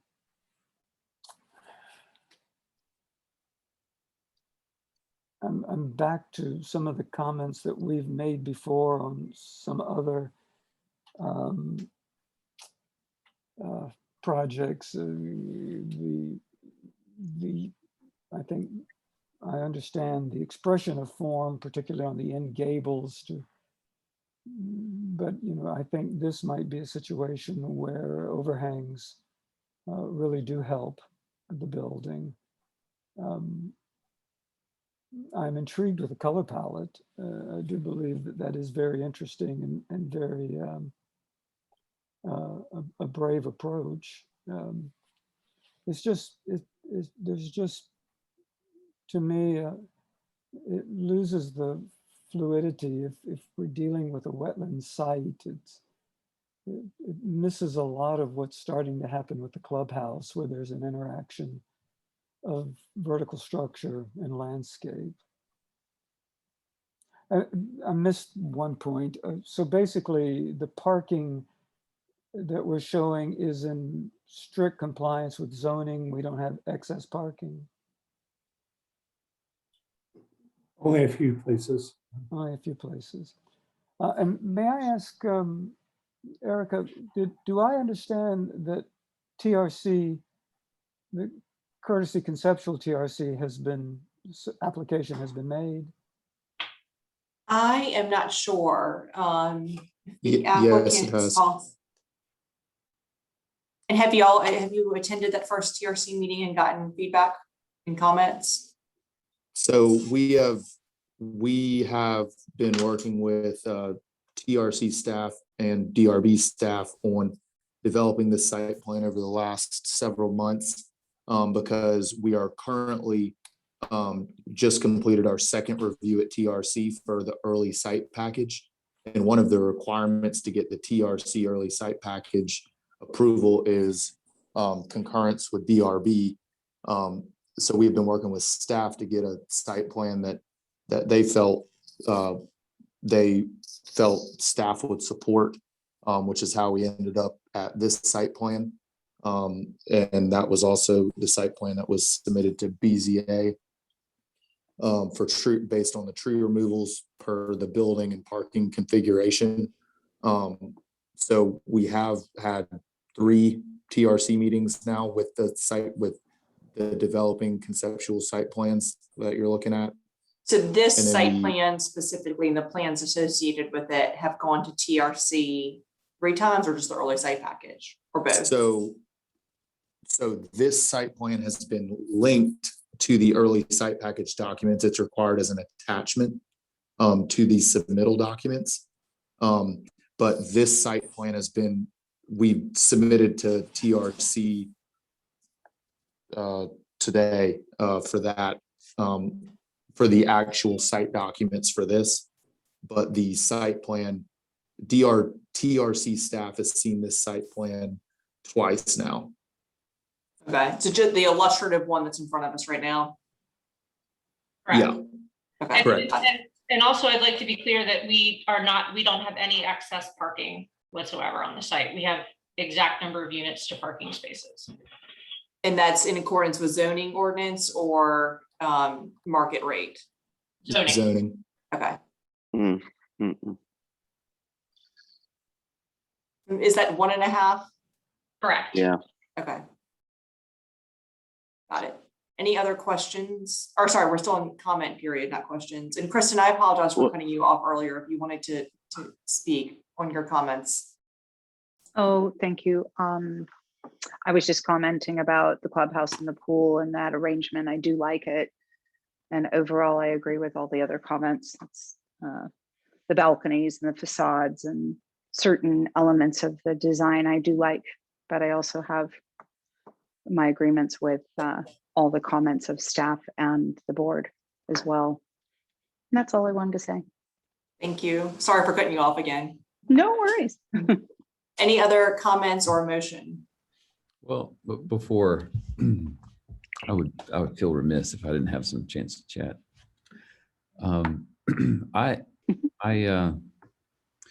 It is interesting. I guess when I imagine driving in this parking lot, it seems challenging, and I think part of the reaction, I think, is to make it feel more intuitive and organic, like that east entry.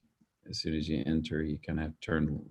You either park or you have to turn left or maybe turn right to go around building, whatever that is. So something a little more organic and intuitive feels more natural. Even if it's slight curves of that longer parking aisle in between William and Murray, so that your vistas aren't 600 feet long, your vista might be 300 feet long.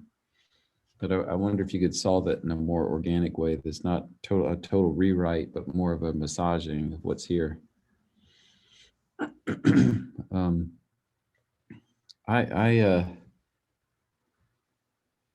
I'd rather like what I'm seeing from an architectural direction on the buildings, and wonder if it could be even a little bit more crisp than what's presented, in that some of these gable forms be more interpreted, I guess.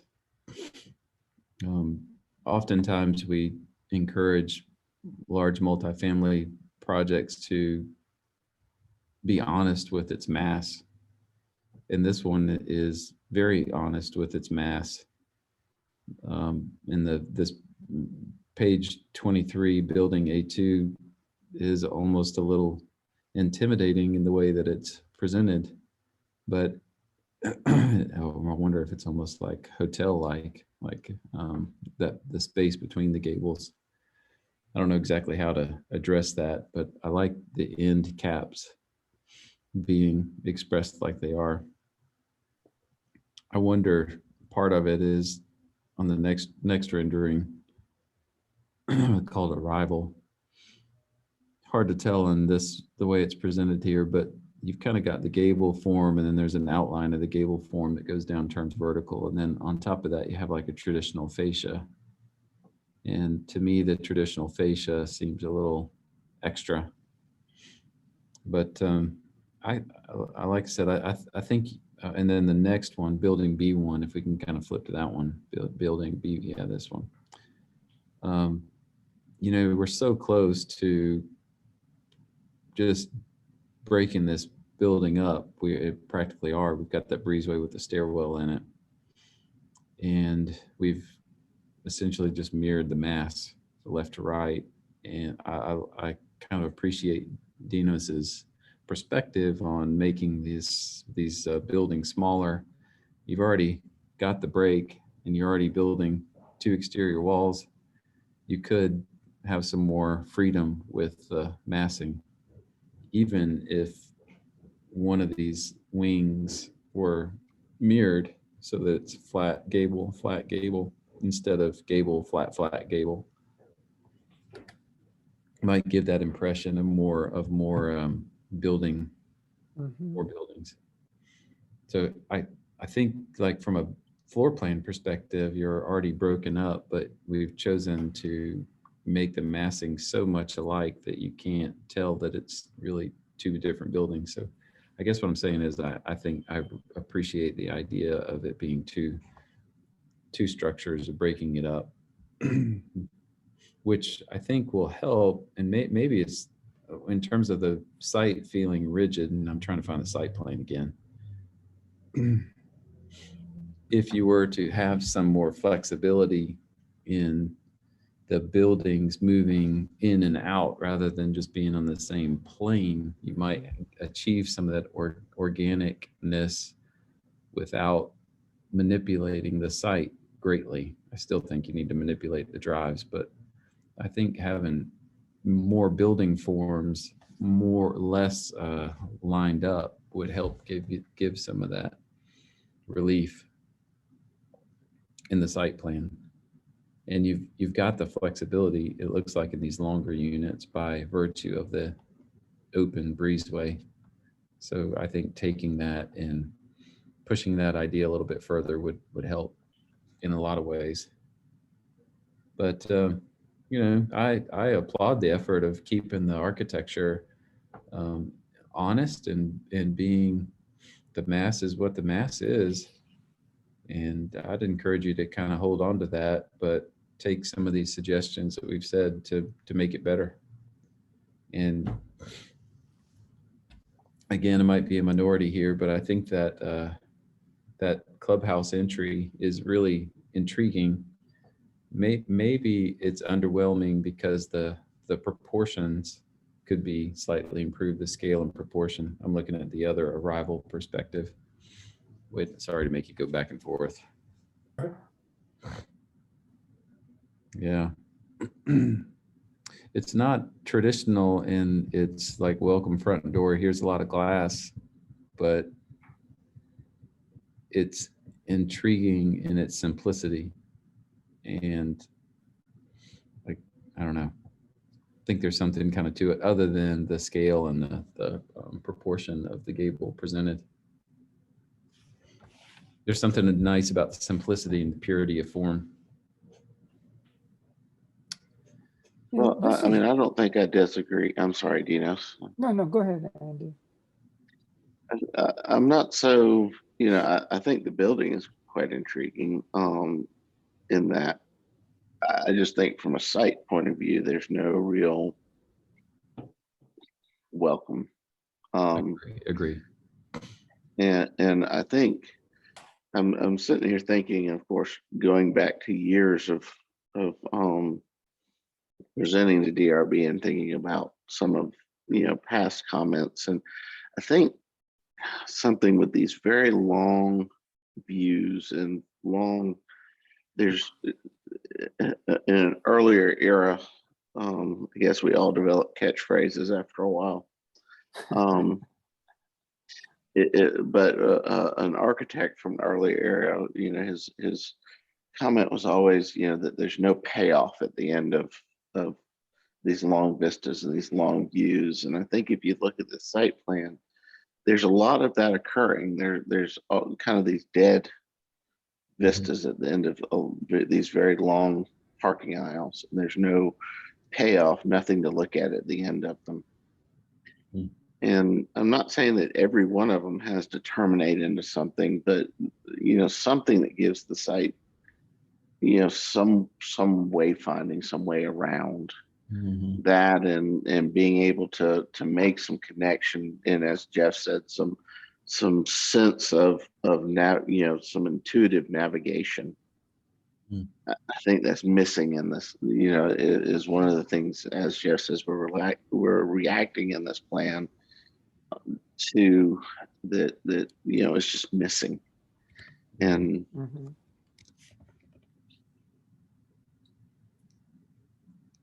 yeah, I was going to respond too. I mean, when you look at this perspective here, the elements that we're looking at right now are of interest, where to me the design begins to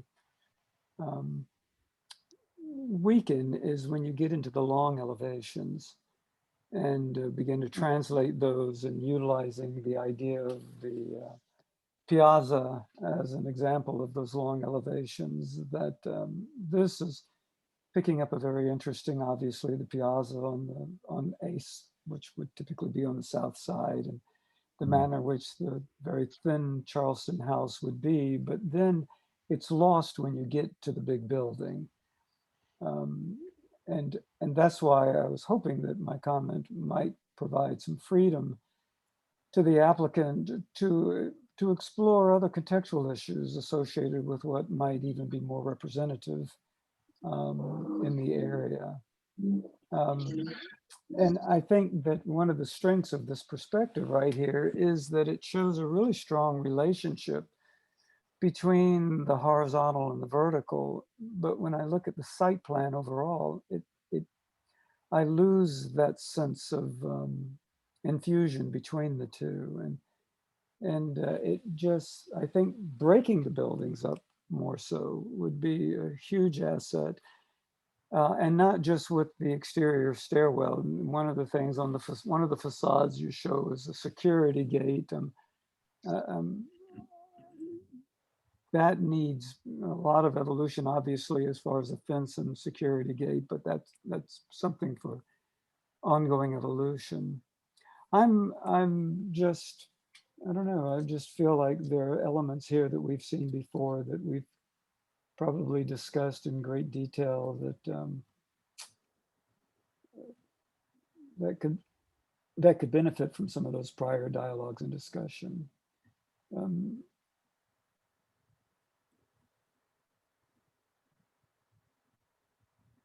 But Someone ready to make a motion? Go ahead. No, I was just going to defer. If someone has a better feel for it, it's just hard. I'll defer to someone else to make a motion on this one because I don't want to be overcritical.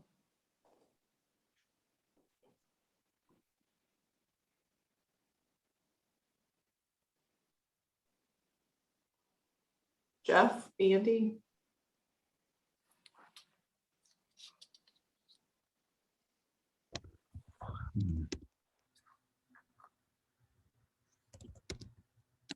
Can I throw out a couple of ideas? Just if you think about it, whoever makes the motion, possibly a component of the motion can be the aspect of breaking the buildings up to smaller components, utilizing the asset of what we're seeing in this perspective that's on the screen right now and incorporating it more so within the context of the sense of scale, particularly.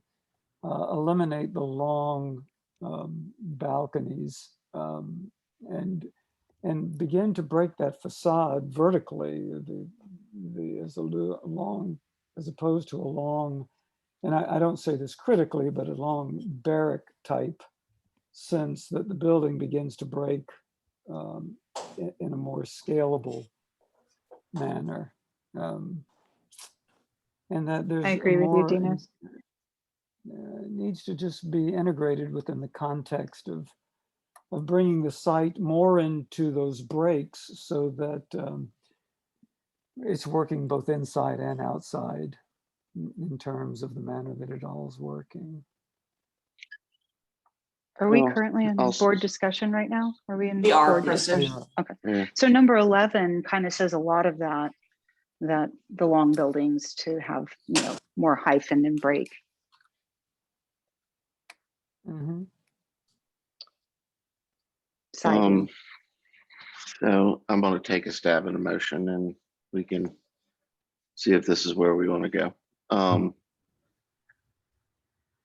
going to make a motion for denial with staff comments 5 through 13.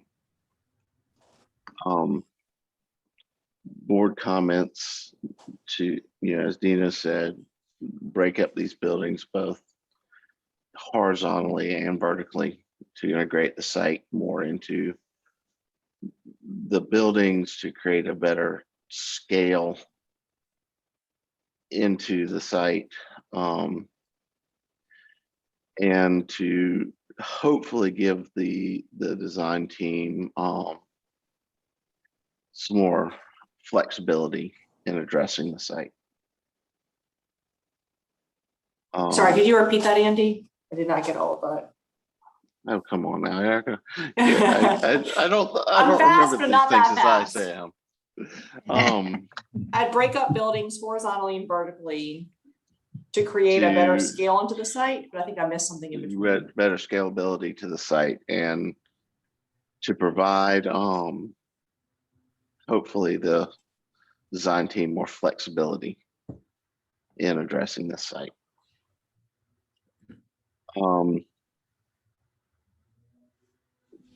To study the site plan to create better relationships. Hold on one second. Okay.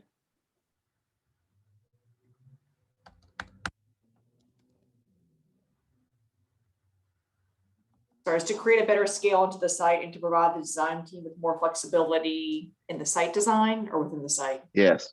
Within the site design. All right, thank you. Sorry, number 2, what was that? To study the site plan to create better relationships between the buildings and the spaces.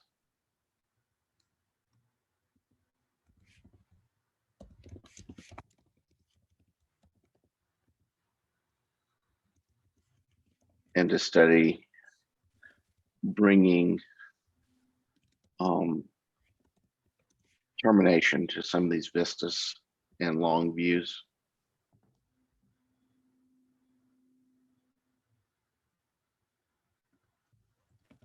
I need to back up. Number 2, a study the site plan to create better relationships between buildings.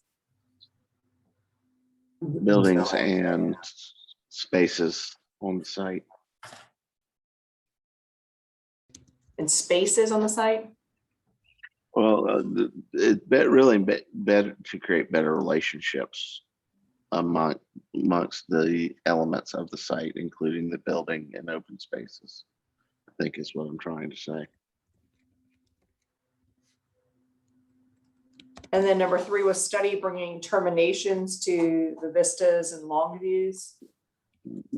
Better termination to vistas and long views Okay, on the better site. termination. Thank you.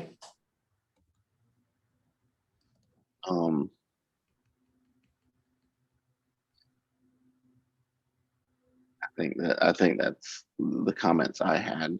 Does anyone that want to piggyback onto that?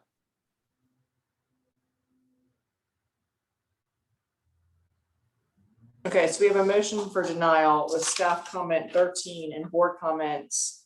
1, to break up the buildings horizontally and vertically to create a better scale into the site and to provide the design team with more flexibility in site design. 2, study the site plan to create better relationships between the buildings and open spaces. 3, study bringing better terminations to vistas and long views. Well, Eric, that was staff comments 5 through 13.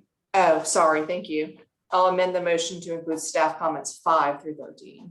Thank you. Yes. Is there a second? I'll second that motion. Okay, I will call roll. Dana. Jeff, This is Jeff. Yes, in favor. Thanks. Kristen, Yes, in favor.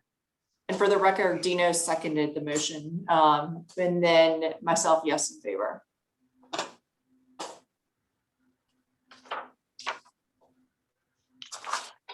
Next on the agenda is 829 St. Andrews requesting conceptual approval for a 2 to 5 story mixed use residential development. And give me just a few minutes and let some people in here.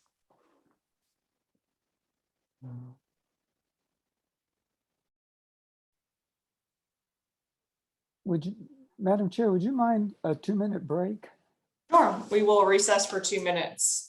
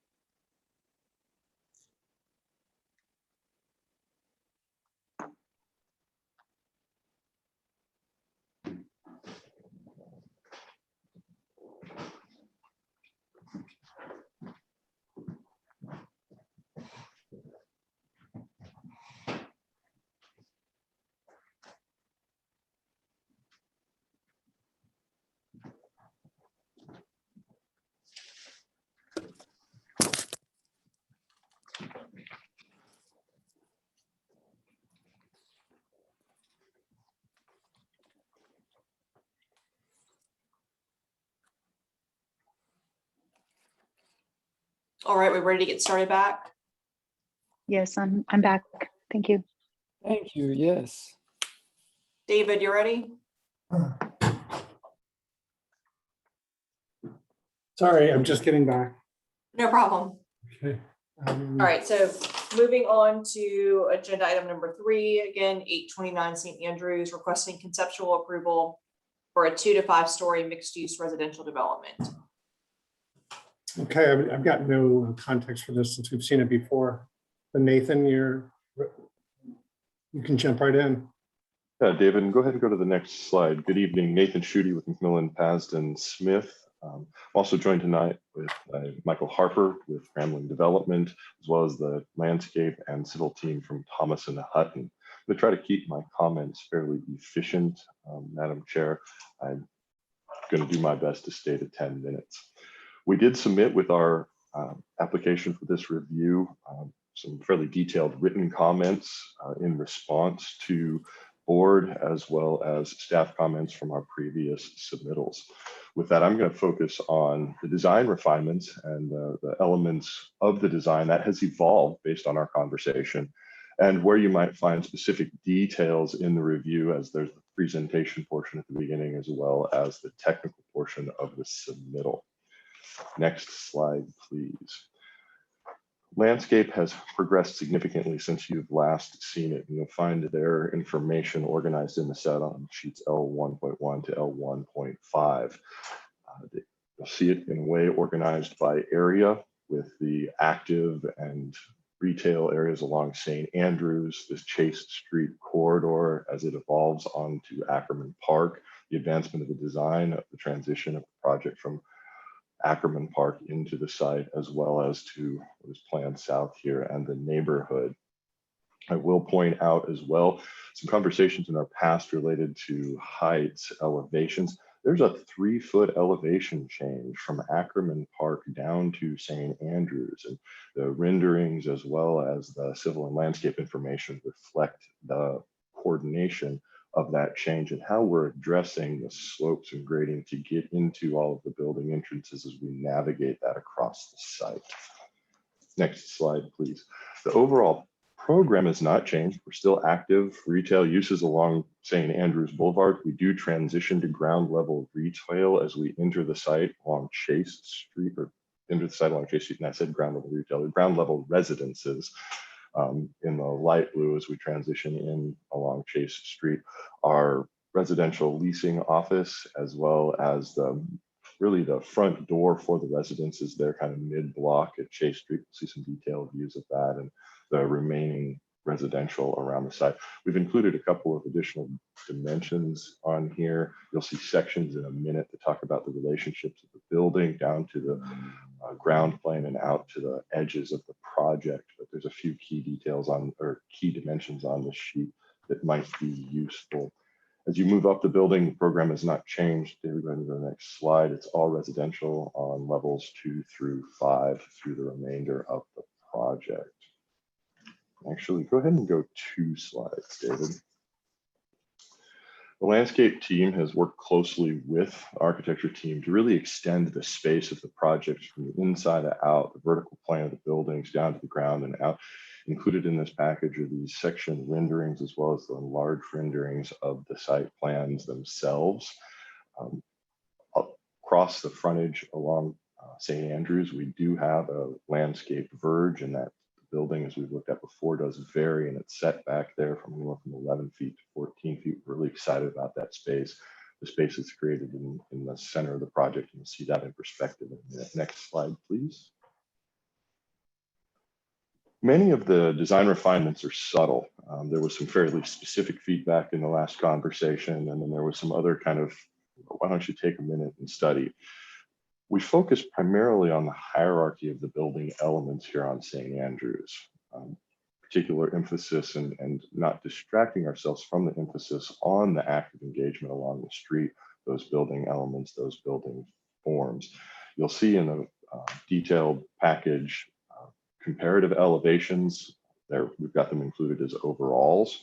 We also have some larger detailed elevations starting on around sheet A through 10 that give you a better sense of the specific materials and details associated with the transition of those materials in those elevations. Go to the next slide.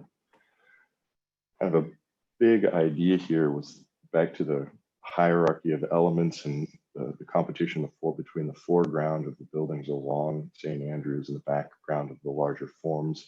Go ahead and go to the next slide.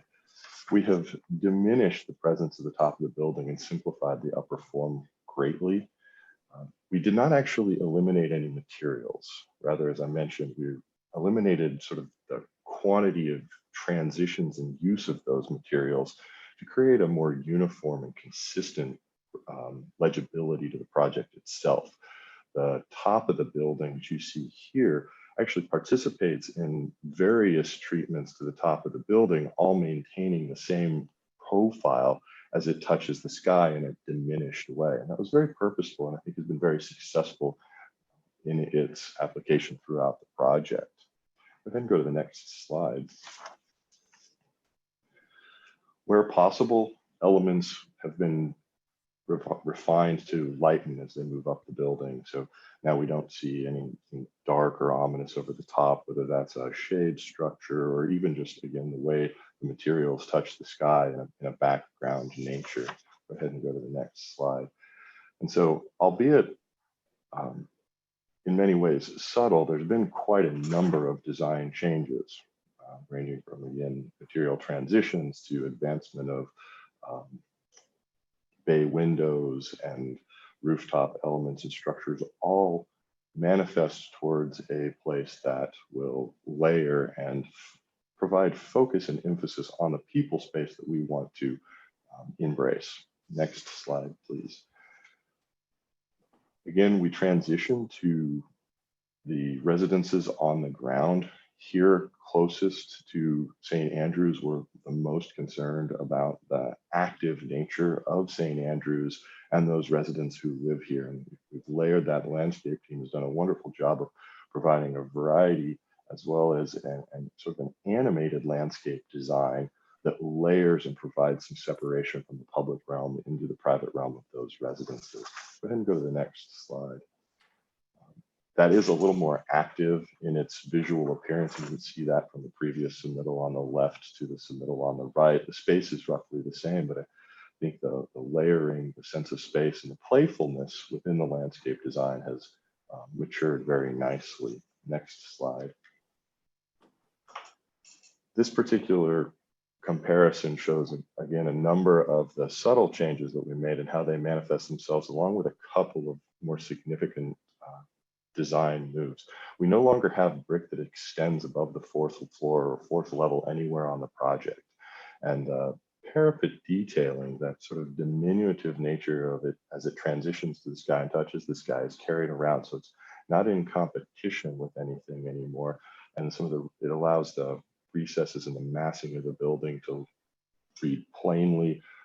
It provides a sort of a uniform legibility and preserves the focus on the elements that we want to really pay attention and celebrate in design.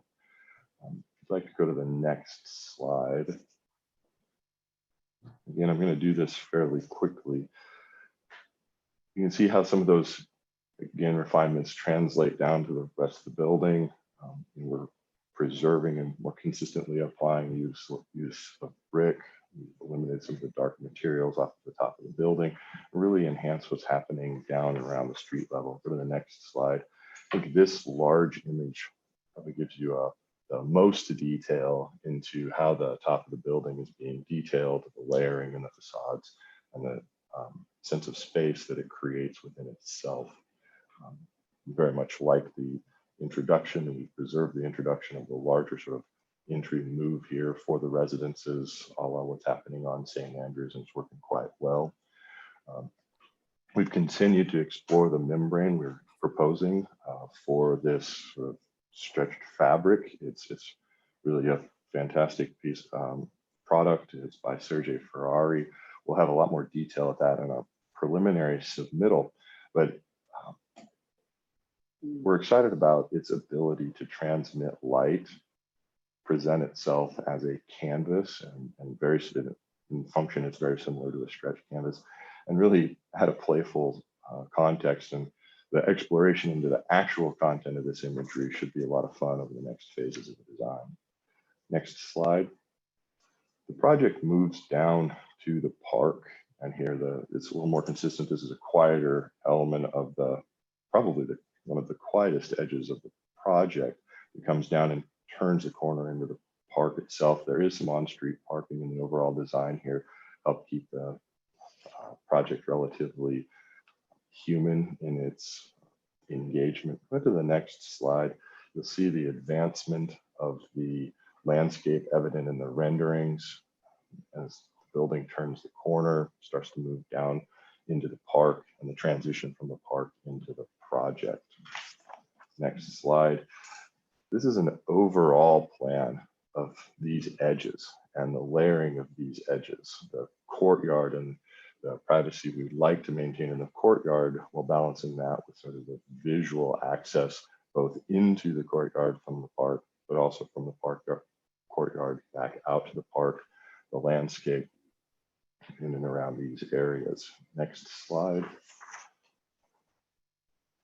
This is a little more detailed view of just how much energy is really in this landscape as it transitions and moves from the scale of the building down into the park itself. Next slide. I would point out probably the way the balconies, we've actually refined fairly significantly some of the proportions of the porches on this side of the building, the way they come to the top and the way those roofs interplay with the finish of the top of the building, again, in a fairly consistent way, but one that I think continues to reinforce the expression of those porches as a place for people and a place for the residents to embrace the park itself. Next slide. There was some specific discussion about this portion of the building at the very end of the last presentation, and we took some time to go back and try to understand what that comment was all about. And we made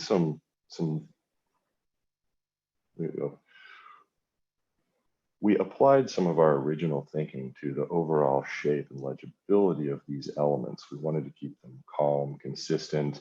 We don't want them to be overpowering, but simple. And we did incorporate more brick in this solution, but I think one of our keys here is just how simple, I suppose is the best word, how simple these forms can be and need to be as they turn the corners and really become a passive part of the project here to the project's south.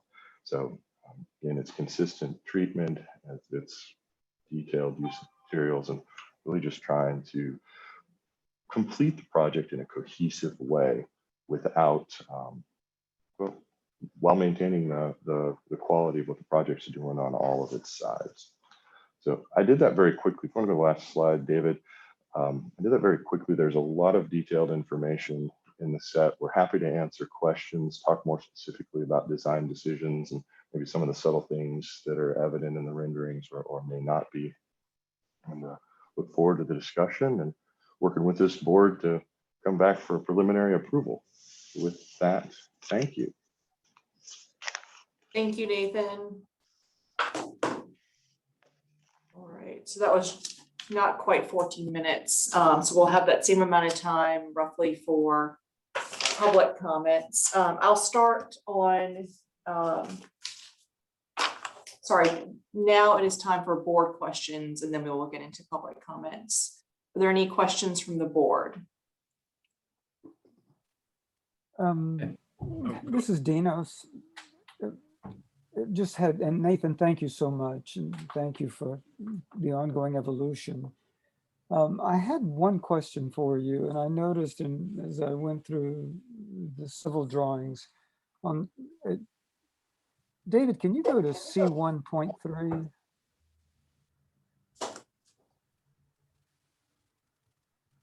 Oops, sorry. That's all right. I didn't think that looked like Nathan's project. It was on the civil drawings. Oh, The I'm civil sorry. drawings Yeah, that, it's back in this way. And I can ask there we go. There we go. Can you blow up into the, I'm drawing on my screen. Keep going, blow it up some more, and move it toward the center. That works. I was curious about yeah, that's perfect. On the Mix One property, which I understand is owned by the same developer, you're abandoning a property line at the base of that. I was just curious why. I'm gonna have to phone a friend on that one, actually. Tony, do you have a moment you can? I'm not sure I know.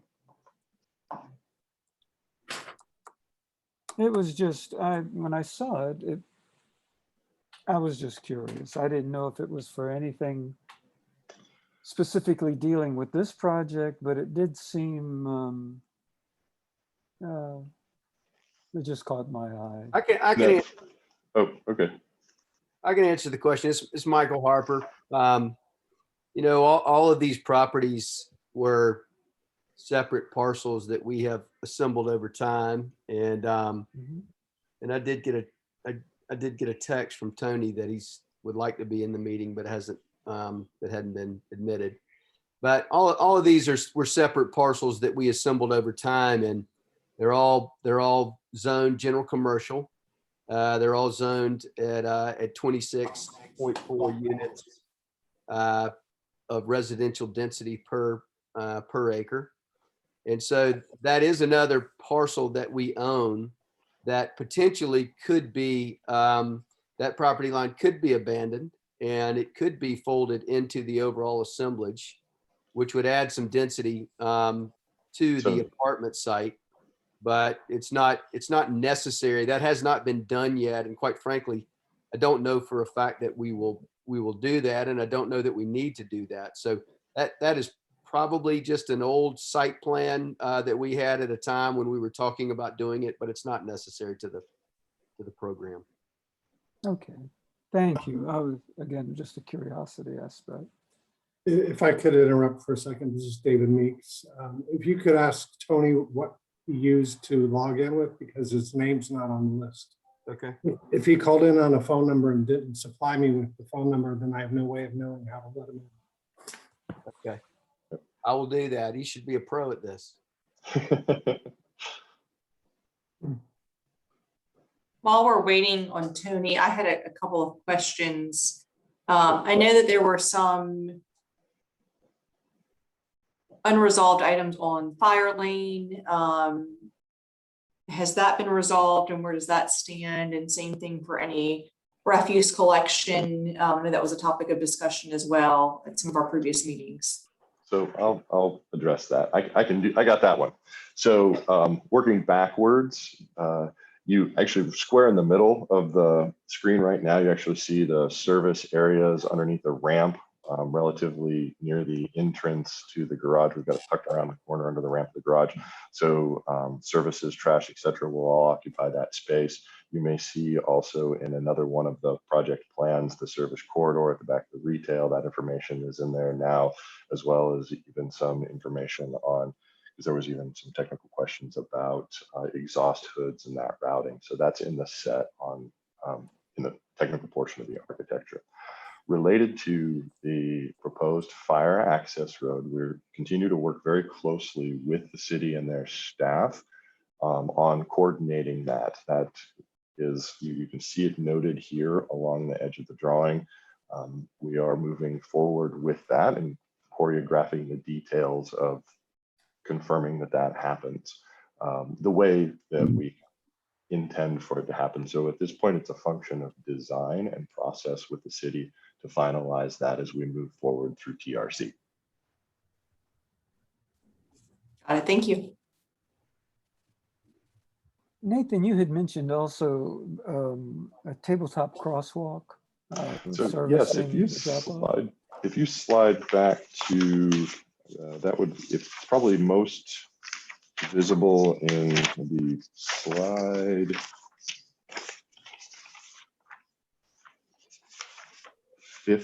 14 of the presentation, David.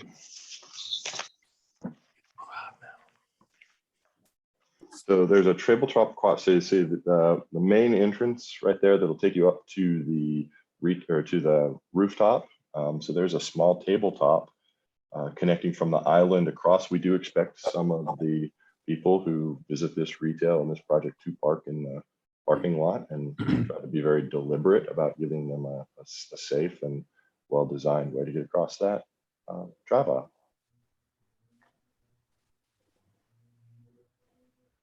I just tried drawing on my screen too, Dino, so you're not the only one. We need to put our pins down because I've got pin marks all over my screen, Nathan. So that was, I see. So it was basically the landscaped portion kind of defines an access across the tabletop walkway. Correct. Yes. Is that what I'm reading? Okay. And I was just, it was more of a curiosity question as far as the abandonment of that property line. If it has nothing to do with the evolution of this design, I mean, we don't have to wait for an answer, Madam Chair, as far as I'm concerned. I was just more curious. Oh, Tony Woody is available. I had one more question. Go ahead. Hey, I'm sorry, Madam Chair. This is Tony Woody. Yes, I think you all got it right in our absence that it was early on in the site. We discussed abandoning the property line, bringing the MEX one into the city, and ultimately just because the MEX one is in Charleston County and unincorporated Charleston County and not the city of Charleston, we cannot abandon that property line, so it will not be abandoned. Okay, thank you, Tony. Yes, sir.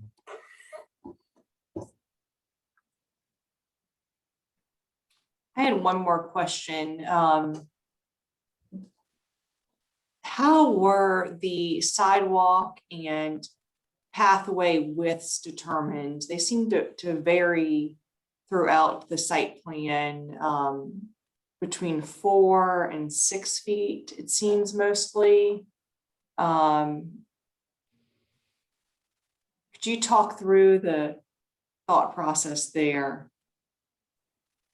So maybe David, go to slide 3.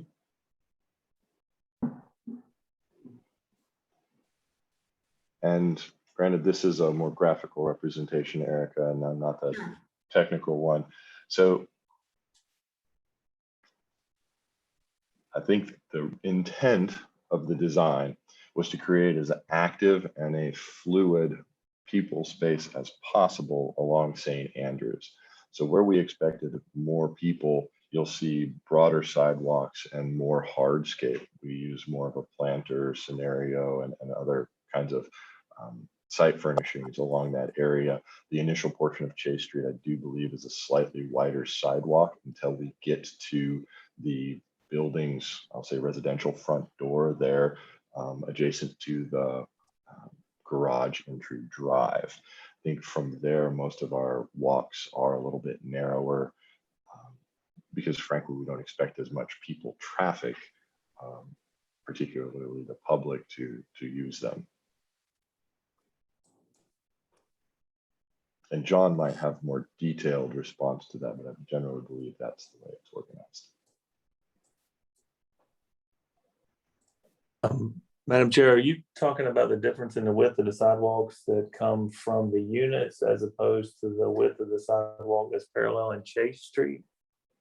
Correct. And I think just trying to understand too, you know, there's been a lot of emphasis from the board and from a lot of the public comments that we're getting on connectivity from bike and pedestrian standpoint, and tying into, you know, the Plan West Ashley recommendations. And so I was just curious on what the thought process was, because some of the sidewalks which connect to the park do seem a little bit narrow from what the city normally likes to see. So I was just curious if there was, what the thought process was there. If there. Well, the sidewalk on Chase Street is a 5-foot sidewalk, which we thought was standard, but I mean, we can certainly look at widening that if that is Sure. a recommendation. Okay, I see. I was looking at the wrong place in the plan to see the 4 foot versus the 5 foot and where that transition happens. The 4-foot sidewalks, I believe, are coming from the individual units. Correct. Yeah, I see that. Yeah, and that's just for the whoever lives in that unit. So I would have to defer to John and Nathan, but part of the aesthetics, I believe they wanted it to be narrower.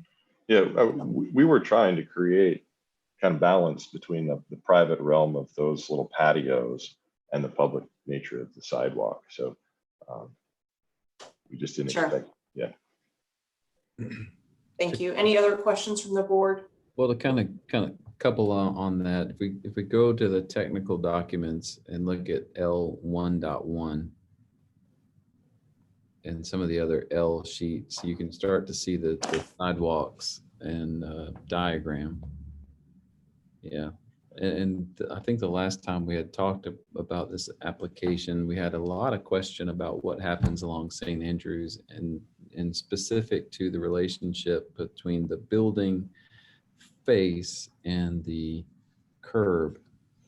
And we'd asked for this blow up with some dimensions. We got the blow up, but I don't see any dimensions. So I'm gonna have to ask, and let's walk through some of these dimensions. On the northeast corner between the building and the curb is approximately how many feet? So on the right-hand side, that is 10 feet 9 inches. Between the building and the curb? Correct. Okay. So I think the dimensions you might be looking for are actually on sheet, minute, and I could be wrong, but let's try this. Page 4 of the presentation. Okay. Sorry, I was trying to get them in a place, Jeff, where it would be, so 11 feet 10, it was wider than I thought. So where I think you were asking is down there in the bottom right-hand corner. So it's 11 feet 10, it's slightly behind the adjacent bridal shop. Got it. Okay, 11 feet 10 on the bottom, and then at the corner it's 11 foot 6. Is that what I'm seeing? It is, and that's a little bit deceiving because that's the tightest point on the radius, and the radius is set into the building. So if you went out perpendicular from the face of the building to the curb, it's closer to 14 feet. Got it. Okay.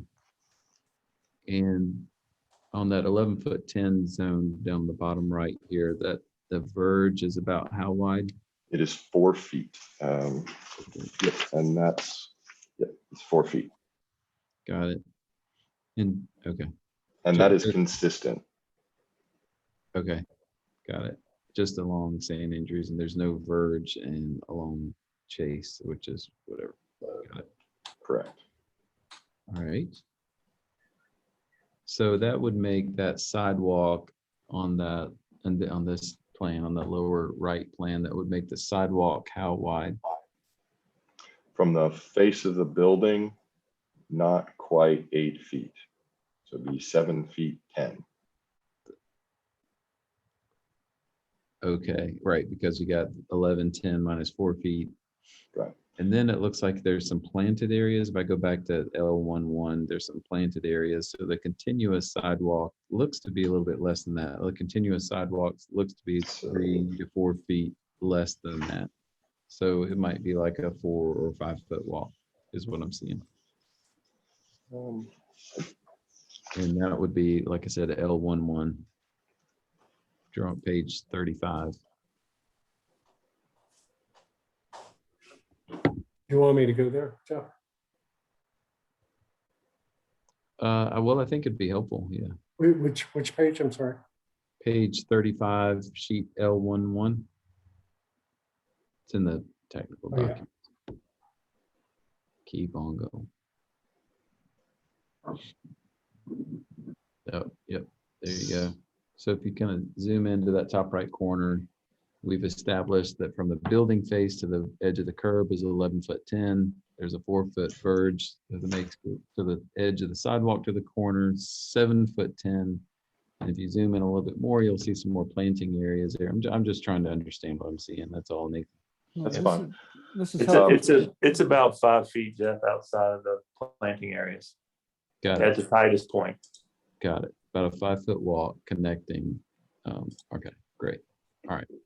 And then as I see 3 oak, that looks like live oak trees according to the legend. And then it brought the sidewalk broadens to a paver area and then goes into this cool little courtyard zone and then continues on to the corner of St. Andrews and Chase. But at this particular spot, the sidewalk chokes down. Could you maybe speak to why it chokes down right there? And maybe another question might be how it relates to the paving in place at the neighboring site. So the neighboring site, the sidewalk goes straight to the face of the building. We are playing a little bit of a game. So the actual dimension, I got to phone a friend here. It's 5'6" of actual sidewalk at its narrowest point there on that corner. What you're seeing, those planted areas in the face of the building participate in these sort of shadow box profiles that we have developed in the architecture there of the facade. And if we look at, right, it's got the little fin thing. It's got the little fins, and they're roughly the depth of the door swings, so that we've created a transition from the sidewalk into the retail and into the outside of the facade. Whereas on the other mass, we're doing that with the thickness of the facade. So you move through that space in the facade. Right. Let me, so that's what's going on there. And I think we did it that way. Well, frankly, I did it that way so that the mass of the building didn't come any further forward. Right. Well, that's a good question about what should the right relationship between the curb and the building be. That's kind of what I'm trying to study here. And the continuity of the sidewalk is another little important but sidebar. Going back to how this interacts with its context, and this is a finer detail, I think how it relates to I think that's Bridals by Jody, isn't it? The adjacent property. It is, yep. Okay, like understanding how that sidewalk exists in place and how we're going to adjoin it is an important detail, and maybe we're just not quite there yet with this. So go to the slide. I guess it would be the slide that said "Thank you, David." Slide 23. And you because might say, we've rendered it. You might say, why does this matter? It's a concept design, and to some degree you're right, but and it's the smaller things when we are integrating into a established context that is the bigger things. So at some point, this little thing becomes a big thing. So does the Bridal by Jody does it have a verge too? I'm sorry if I Does, yep. I'm looking at Google Earth now and it does. Okay, gotcha. Right. I don't know about width or dimensions, but there's curb, verge, and sidewalk. Got it. Thanks. I believe our verge is slightly wider so that we can get street trees in it. Have y'all, I know we've talked a lot about this project. In terms of street trees, are there any underground utilities that would prevent trees from being there? Not that we're aware of. Right. We may find something, but so far so good. Right. And if without trees, would that drastically change the design or the approach? I like that. That's an interesting question. I'm not sure I've put a lot of time into the reverse answer of what we've done. We very much like the introduction of a street tree here for the layering of the scale of, and frankly, the quality of space that we get along St. Andrews by doing it. Agree. Okay, thank you. I appreciate you walking through that with me. And not a problem. Any other questions from the board?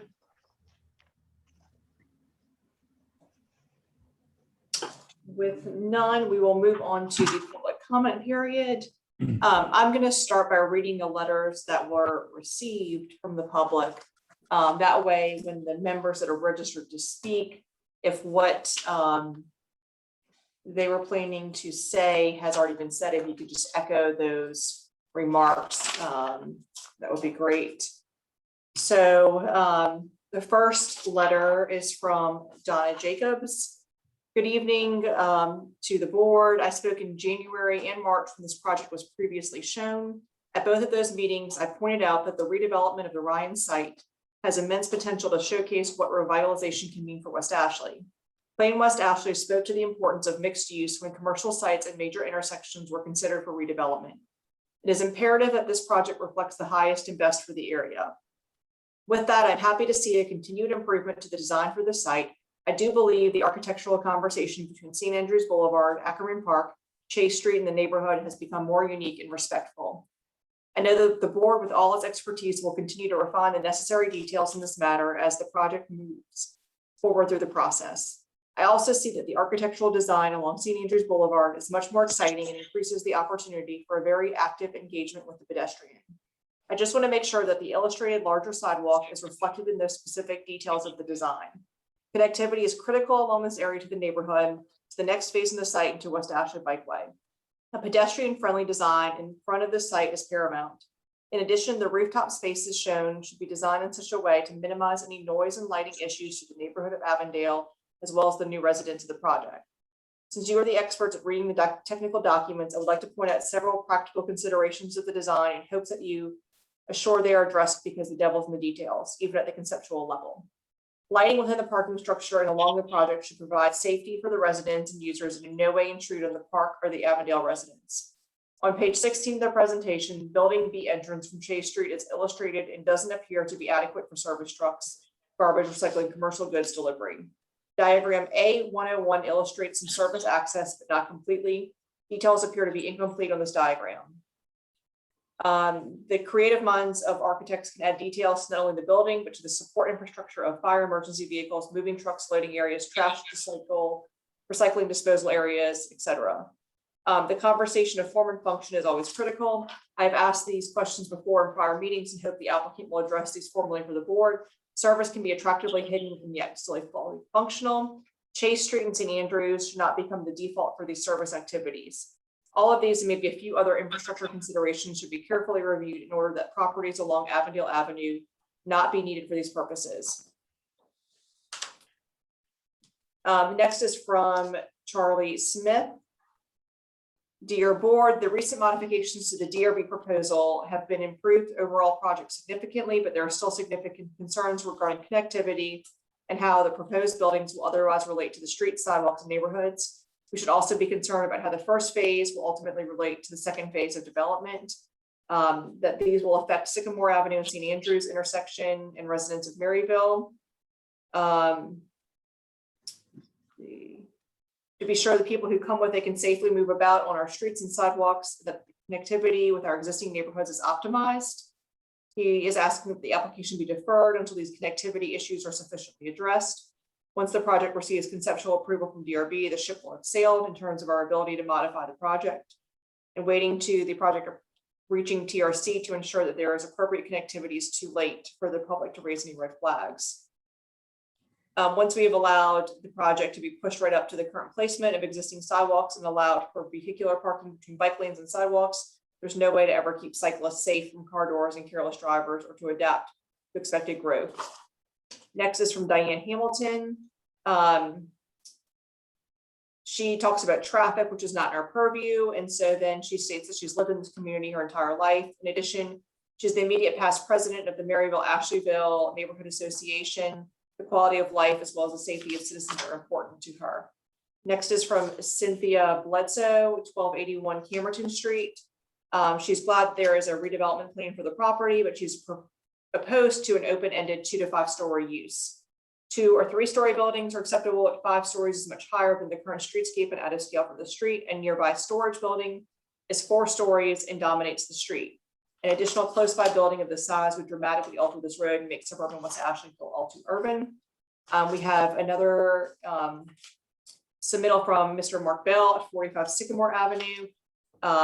He is asking the project to be rejected on items that are not in our purview, which are density and use. Another email from Mr. John Champagne, 14 Toby Road. Design and height should have input from surrounding neighborhoods. In my opinion, max height should be limited to 3 stories.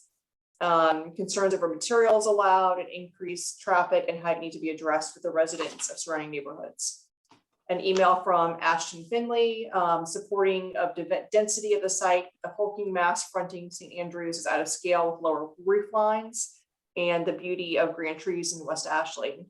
A height of no more than 2 to 3 stories is more appropriate. The storage center across the street referencing that as a universally panned as one of the biggest mistakes in West Ashley. Just concerned about materials, specifically the gray brick looks nice, but the lighter white horizontal siding looks cheap.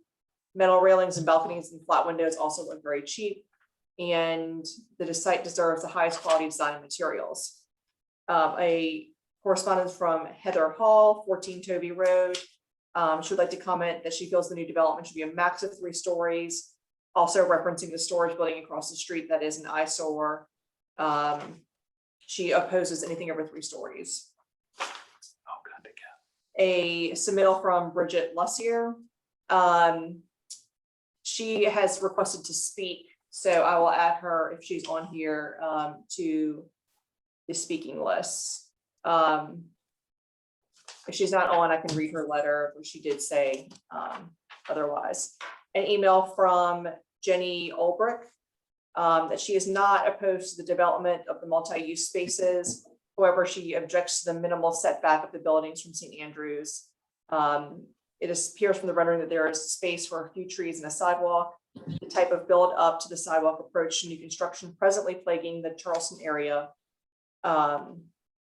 creates what is known as the urban canyon effect, which results in negative impact on local wind, air, and noise quality. She suggests the developer amend the plan, giving consideration to how positively engage with those who walk, bike, or drive the road to create a more visually appealing, healthier, and attractive space. She also submitted a picture with it, which David, I don't know if you're able to, but it's just an image of a pedestrian bike kind of courtyard with outdoor seating, bikes, benches. Next is from Evelyn Putnam, who cited reasons for traffic, which is not in our purview, and one submittal from Whitney Raniero, who is not in favor of anything over 2 stories being built. And then last written is from Sharon Wood, opposed based solely on use, so that is not in our purview. So with that, we will move on to members registered to speak. We will get started with Eric Pullman.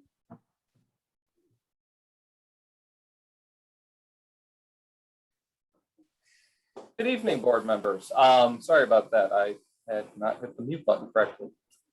So yes, I'm Eric Pullman. I'm the West Ashley project coordinator with the city of Charleston. And I just want to speak in support of this project and of the long efforts that the city planning department, design review board, technical review committee has been doing, working with the developer to make sure that this project is moving forward. This is a very important redevelopment site for the city.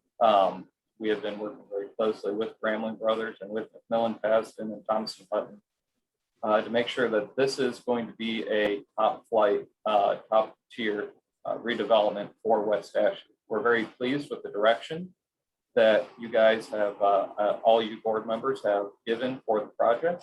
Feel that it has definitely lended some additional value to this property. You know, we're very excited to see this project continue along. We feel that the height, scale, and mass is very appropriate according to Plan West Ashley, along with the street front activation and the additional activation that will occur at Ackerman Park. So, just wanted to say thank you guys for all of your time, and that this is going well.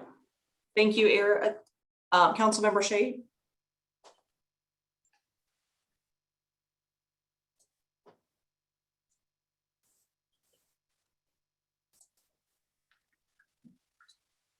Is he on, David? Oh, I'm sorry. I guess I did not allow him to talk, so now he can.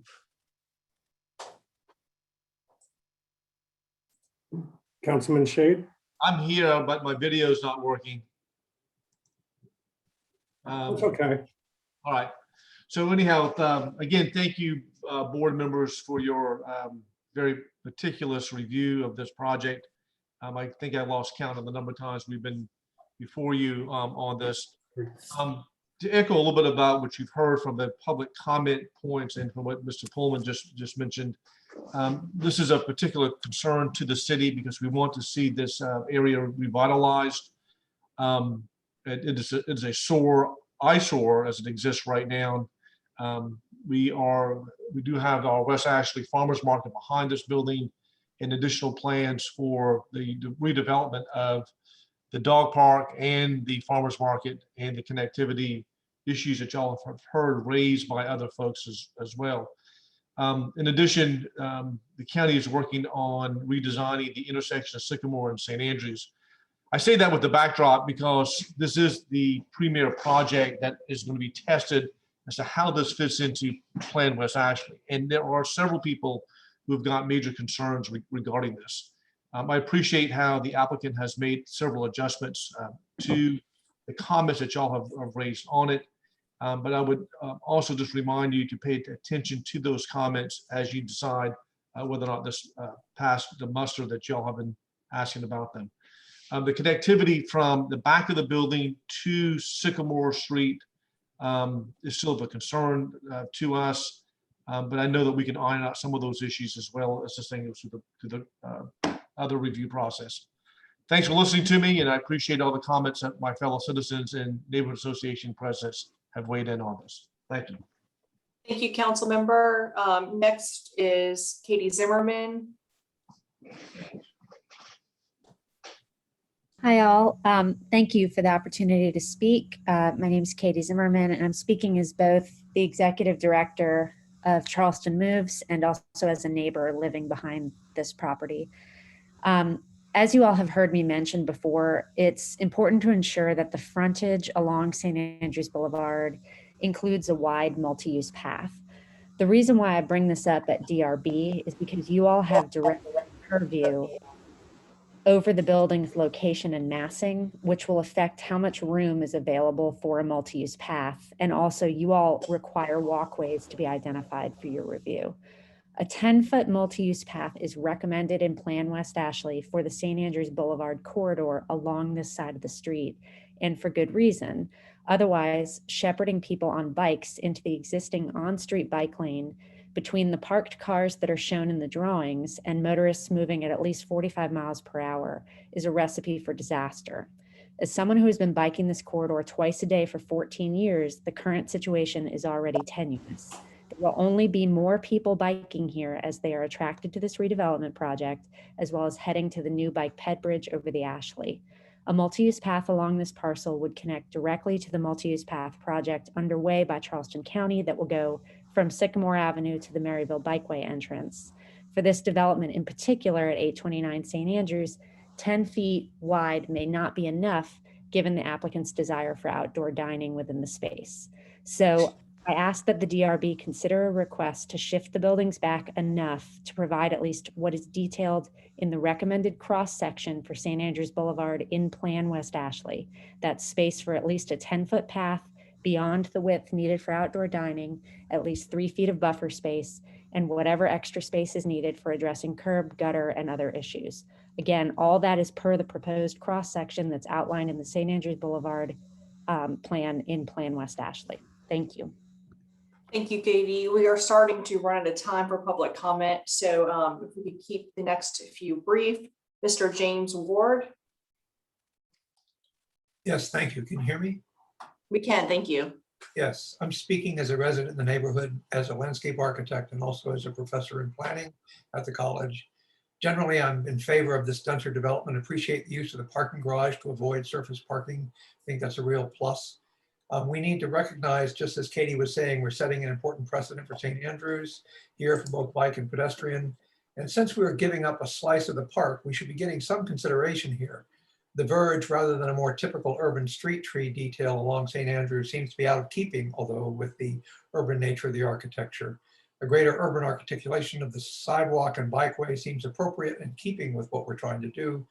I think it requires more space, some setback with urban detailing, perhaps even a bus access, just as Katie has indicated.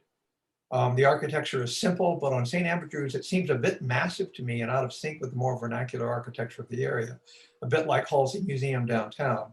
More pedestrian scale details on St. Andrews seems to me appropriate.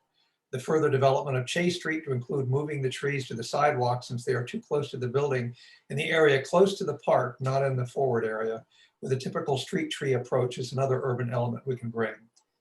Also, the 5-story mass of the building seems to dominate the park from the elevations I see there. We should be looking at least getting a more naturalized planting along that edge, much like the areas behind Concord. It just needs more screening. I understand that it's playful and imaginative, but the massing of it, as well as perhaps the incorporation of some drainage features like Concord does, would be appropriate. The cow on the screen is an interesting idea, but the history of the site is more vegetable production and perhaps more specifically strawberry fields, which could be an interesting motif. You should consult with Diane Hamilton about that. I think as Mr. Shahid has indicated, that we need to make sure that we keep the neighborhood aware of all the improvements on Sycamore, because that's going to be an important way for people to see how this can start to build the neighborhood and provide connectivity. Thank you very much. I look forward to seeing this project brought forward. Thank you. Erica, Yes. I just wanted to point out that I don't see Kenneth Marolda on the list. Okay. And how about Bridget Lussier? I didn't have her signed up to speak. She was the one who her email or her submittal said that she wanted to speak. Oh, yes. Let me see here. No, I don't see her on the list either. Okay. I will just then quickly summarize what she submitted. Bridget Lussier from 42 Anita Drive. She concerns as president of Magnolia, which is adjacent or numerous, traffic, which is not in our purview. Number 2 is lack of green space. 3, increased green space is needed, and that you should not be relying on the adjacent park. 4, the design presented relied on vault storage for stormwater, and she had comments there regarding a loss of a wetland swale along St. Andrews Boulevard. And that is it. So with that, we will close the public comment period and move into city staff recommendations. David, please. Okay, thank you, Erica. Staff is supportive of the proposed height scale mass for this project, as well as the design direction. Additionally, the landscape plan and plant palette are developing nicely. Staff comment 1, there's more consistency in this submittal with the cornice around the top of the building than in the prior submittals. However, the previous submittal showed more of a pronounced cornice or a darkening of the cornice in the current proposed profile. So we were preferring the more pronounced cornice. Number 2, section A of the front courtyard is shown a couple times. Actually, this comment has been addressed. It's just asking for them to show the entire courtyard, which they've done now. So we could actually scratch number 2. Number 3, by preliminary submittal, please provide color renderings so we can better understand the exact locations of the brick on the exterior facades. Number 4, plan or coordinate for a bicycle path or connections to the surrounding area along Chase Street and St. Andrews Boulevard. Per West Ashley plan, staff suggests continuing the pavers shown at the Chase Street crosswalk around to the front of the building into the property line by the bridal shop. The continued paving pattern could begin to indicate connection. But with that, we do recommend conceptual approval. Thank you, David. Nathan, do you and your team have anything you would like to respond or clarify from the city staff comments or public comments? I think I would simply like to say it's been an interesting dialogue, and one that I think this board has taken to heart as we've advanced and developed this project. I like the design response we have. We've worked tirelessly to get the massing and the way we address these edges right. We feel good about that and look forward to continuing to working with the board on that. We hear some of these connectivity comments. I think those are things we can continue to refine and address as we move this project forward.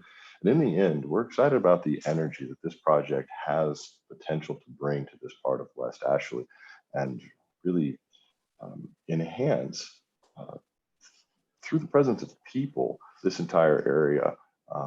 And so we look forward to that, look forward to the board's comments and coming back and having this conversation at preliminary review. Thank you. With that, we are now in board discussion and or a motion.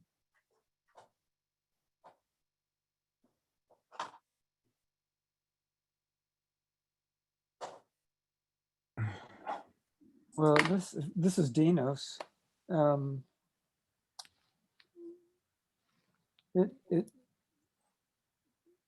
First of all, with all of the work that Councilman Shade has invested in the thousands of, I can only imagine, thousands of hours that he has put into West Ashley revitalization, Plan West Ashley, et cetera, his engagement has been just absolutely tremendous and embraced by, I know, all of the board members.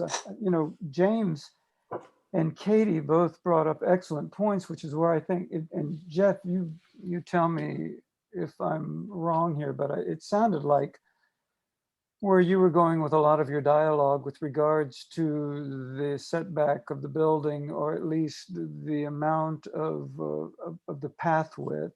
And I believe that in one of the former meetings that we had, Andy had made a comment regarding the width of landscape and sidewalks on Daniel Island and how successful that is in terms of the opportunity for creating those pedestrian interactions. And one of the things that, I mean, it's amazing sitting here learning more and more of the comment that Mr. Ward made regarding on Chase Street, flipping the landscape area to the street side and bringing the sidewalk possibly to the building really makes a lot of sense. I think the issue that the architecture, I think, has evolved very nicely. I appreciate what McMillan, Pasman Smith and Nathan's team has done in truly simplifying. I do want to make one clarification, and possibly David or Erica, you can ensure that there's clarity here. As a board, we are responsible to respond to designs that fall within the context of zoning. We truly don't have the authority to modify or adjust zoning, correct? What specifically, when you say Height, number of stories, things such as that. I mean, that's my understanding, but yeah, my understanding as well. Okay, I just wanted to clarify that for any of the public that may have been listening to all of this. I do believe that again, from an architectural standpoint, the evolution has been really successful. I do feel that the building, if we talk about a sense of place, and we've discussed the importance of this design, acknowledging that it is not downtown, but actually within the context of a suburban area. And I think now that we have dimensions on the site plan, it has been a great asset in helping us understand what those distances are from street edge to the building itself. And I do believe too that as we move down Chase Street, it becomes too constrictive, and needs to have more opportunity to breathe as it goes down. I mean, that really is the main extent of my comments. Is if you look at the building sections that are presented, you see trees that are represented that are growing into the building, which is a true indication to me that, you know, additional space is warranted as you walk down the sidewalk. That's pretty much my thoughts. generally my same perspective about St. Andrews is just the proximity of the building to the curb, and a lot of that is that the public sidewalk space. My fear is that we kind of create something like the buildings on Hughie Street and Meeting Street, a little multi-family thing where the building is right on the sidewalk, right on the curb. And we're kind of in that borderline between suburban and urban, and wondering if the proximity to the building to the curb isn't a little too urban in this case. So trying to find another space to get that cross section as outlined in the Plan West Ashley, I think would be, if this is to be a model of that tremendous effort, then perhaps we ought to be reflective of the street sections that we've put so much hours and energy and thought into. And the multi-use path is part of that, but the other part of that is the relationship from the building face to the curb in that public zone. So I'm with you, Dinos, and kudos to Nathan. I think the architecture is really interesting and has evolved nicely. And now it's more about how the building interacts with the street and sidewalks and the curbs, which we've been talking about for some time now. Yeah, I think Katie, excuse me, if I can be so informal since it's so late, that both James and Katie really make great points in that regard. And the older I get, the more space I need when I'm riding my bike too. So I mean, I think Plan West Ashley had delineated a very good and thoughtful concept.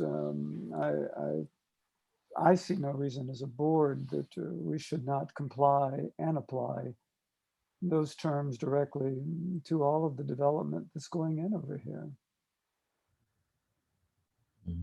I agree. Yeah, I mean, I agree with everything that Dinos, you and Jeff have said so far. I think the project has evolved so nicely, but I think the one piece that we've had kind of a question on throughout the different meetings is the streetscape along St. Andrews. I think we've talked about how the project fits into Plan West Ashley, but thank you to Katie Zimmerman for finally bringing us that one specific dimension that's recommended in the plan, because I think we've asked, but I don't think we've gotten that information until today. And so I agree. I think everything else, looks great on the project. I think that's one thing that I agree with you, Dinos, that we should be included in part of our motion. Well, it's hard to, as someone mentioned, I hate to even go this route, but really without understanding the building placement relationship to the boundaries of the site, it's hard to accurately assess or give approval for height, scale, or mass. I think general architectural direction, I think we're all in line with, but this scale becomes at issue with this relationship, and maybe I'm out of line there with that thinking. But I'd love to hear somebody who does site planning for a living maybe speak into that. This Andy. Yeah, I agree. And I think that I've mentioned before, looking at these looking at these plans,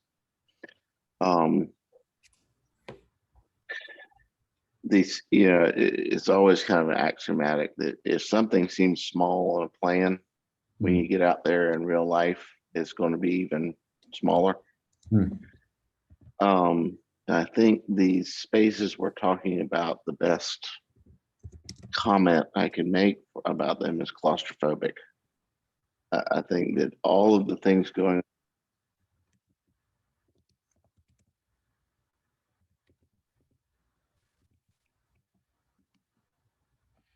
Andy, I think we lost you. Andy, you're cutting out. You're not muted, but I can't hear you, Andy.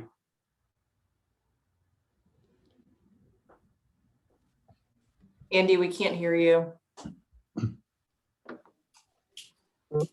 I don't think he realizes we can't hear him quite yet. Andy, we can't hear you. Out of battery. Anyone else have any other comments? I was just going to say, in reading Andy's lips, I think that he was probably moving forward with the comment. Yeah. Can y'all hear me now? Yep. Yes. Thank you. Okay, I don't know what happened there. Anyways, I agree with what y'all saying. I don't know where I left off or dropped off, but I'm sure it was eloquent and to the point. Yeah, that'd be a first. The only thing I was kind of saying there at the end is that from an overall standpoint, I do think that the landscape palette itself is evolving quite well. I do want to, I believe it was Mr. Ward that suggested studying how the trees relate to the building and the sidewalk placement. I do really suggest a study of the species of the trees, especially these street trees along St. Andrews Boulevard. What's being suggested in the palette is going to be growing into the, they're spreading trees. They're going to grow into the building. And even again on Chase Street, I think that some of those species really need to be studied, especially with the space that's there now. I don't think they're going to do very well. Overall, I just think I echo what my board comrades have said. I think the study of the placement and the spaces around the building, I think this has been a reoccurring theme for us on this building, need some serious work.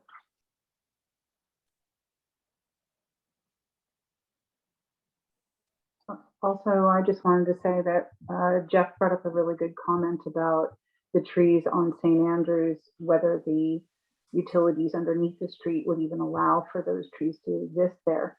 I guess that's kind of a huge impact on the look and the face of the entire building if those trees can't exist, or that size tree can't exist.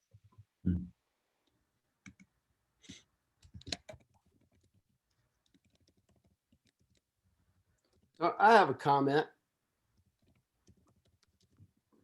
I think we're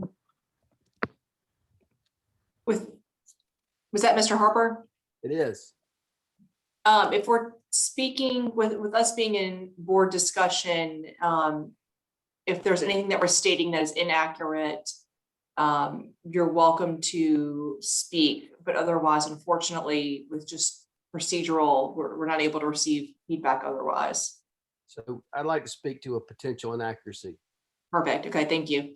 So what Ms. Zimmerman said earlier about the path, am I wrong in stating that that's in the right of way, not on private property? I don't know specifically how it's worded in Plan West Ashley. Madam Chair, Yes. that is what the diagram in Plan West Ashley shows, is a 10-foot path in the existing 100-foot right of way.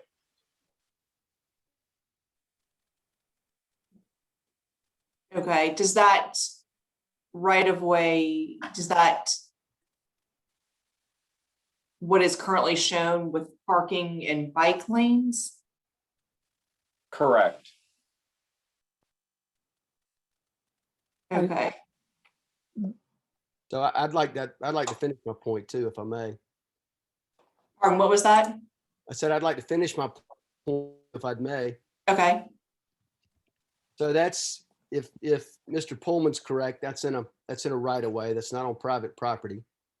And here we are in our fourth appearance before this humble board. We have attempted on numerous occasions to collaborate with Charleston Moves. I'd happy to share emails, phone conversations, etc. And so the board's prepared to make a ruling tonight on something that's obviously perhaps not even on our property. And it's the first time it's been pointed out to us in 4 hearings. And months and months of work into this. And here we are now, after talking about stormwater, after talking about kitchen venting. So anyway, just, I do believe that the bike path being in the right of way is potentially something that is not directly dealing with our private property.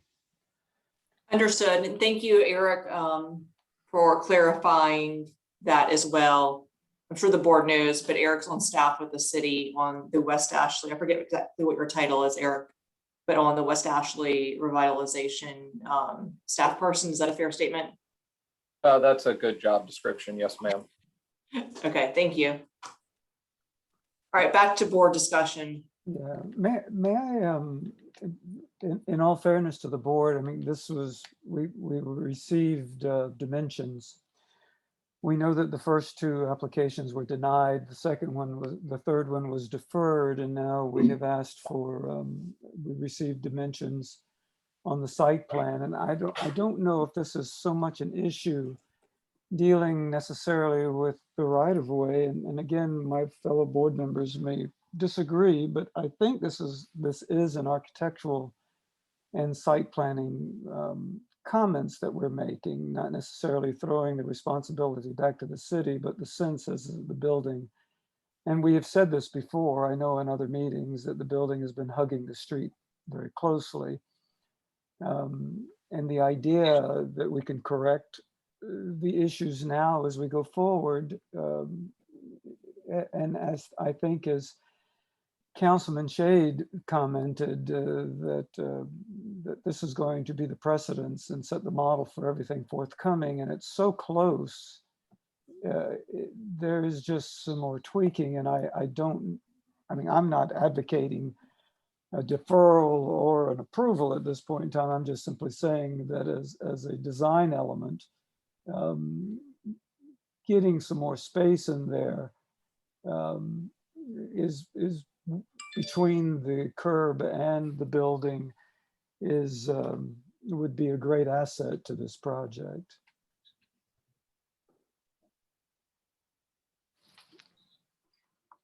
I'm like Jeff, I might defer again to Andy from a landscape standpoint as to his comments, and Jeff as well, and Kristen, but it gets so tight right there at that corner where the building comes near the bridal shop.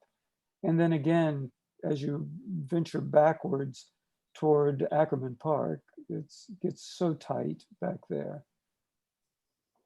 I mean, from my standpoint, it's not really, whether this bike lane is, or this 10-foot width or whatever we're talking about is required in the right of way. I'm thinking about how the space will feel when you're actually in it.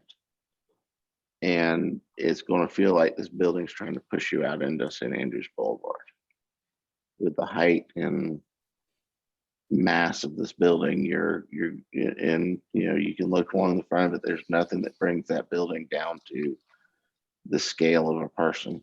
And then you've got these trees that are going to be growing into the building. You're really going to feel like you're walking through a construction tunnel.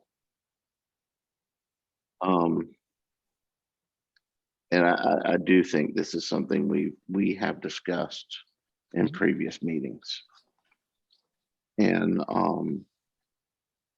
Yeah, and in all fairness to the board, I think that comment was made on March 15th, when we asked for dimensions as far as the engineered site plan was concerned, so we could Yeah. understand what those setbacks were. so, I mean, it just is going to feel claustrophobic.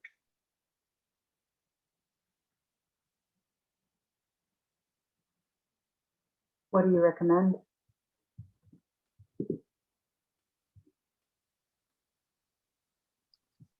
I feel like they need to give more room to the public realm. Can you go back to the site plan for a moment, David? So that we can see. I mean, This one okay? that one's fine. Yeah.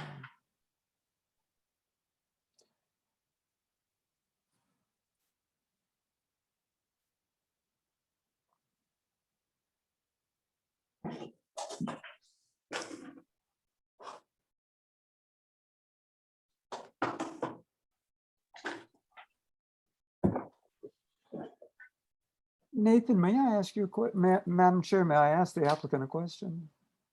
Yes, thank you. Nathan, on Ackerman Park, the white line that you're showing, is that the property line or the setback line? So it is the property line. That's the property line. And is there are we as close to the setback as we possibly can be? Or is it Essentially, there is no setback there, Dinos. Okay. There's a couple of easements that we have to stay out of, but we've worked that, and we've worked closely with DRC with proximity to existing trees and some other elements. I am.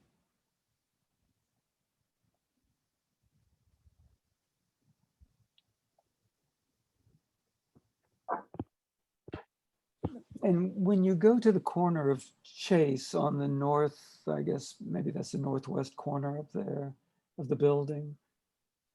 Can you blow into, I'm pointing again.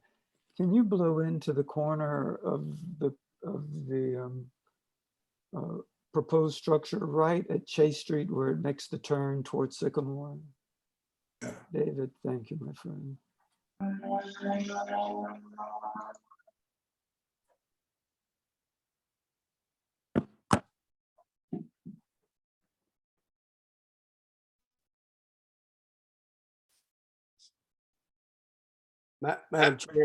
Madam Chair, this is Michael Harper again. I've got one more clarification / inaccuracy I'd like to address at some point too.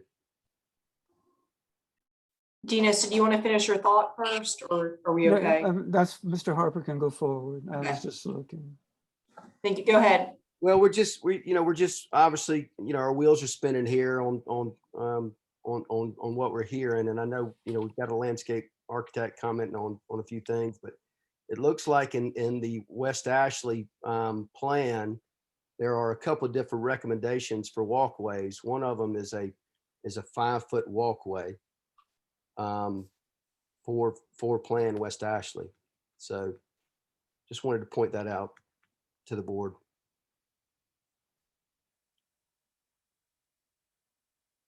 Okay, thank you.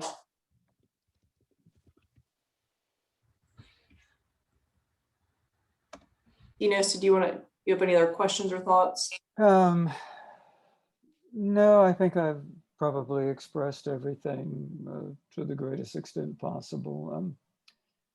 I truly do applaud the architect for the continuing evolution, and I know that they're working within the constraints that they have been given, and quite candidly, that perspective that you show off Ackerman Park, which I think is one of the next to last slides that's in the presentation, is a wonderful architectural statement that will provide a wonderful model. I think, unlike other members of the board, possibly that I'm just struggling with the setbacks as everybody else is right now.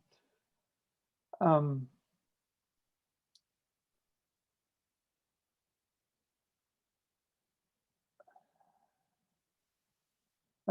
studying the plan in more detail for a moment just to see if there's anything else that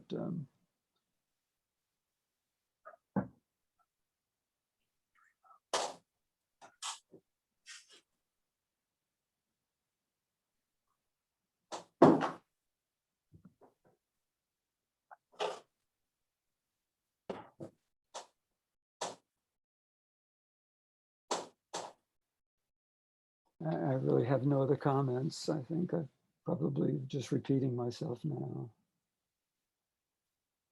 Any other comments or motion?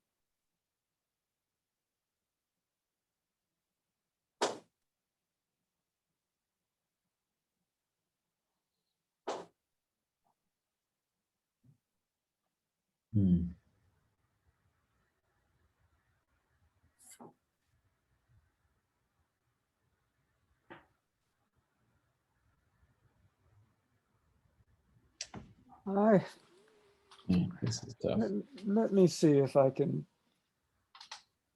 I do want to say that staff's comment number 4 does touch on a little bit of what we're talking about with connectivity along Chase Street and St. Andrews per the West Ashley plan.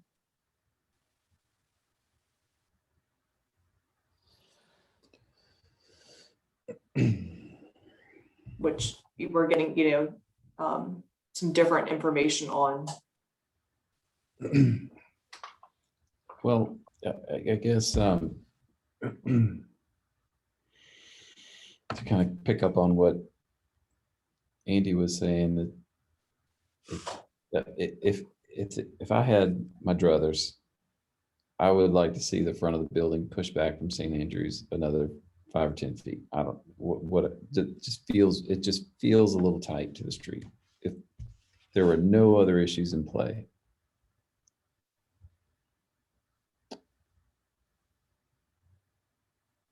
And I agree.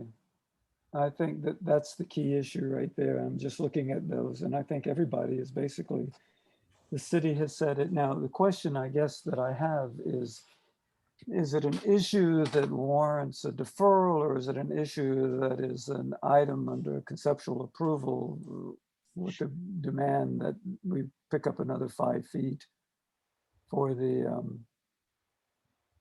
frontage?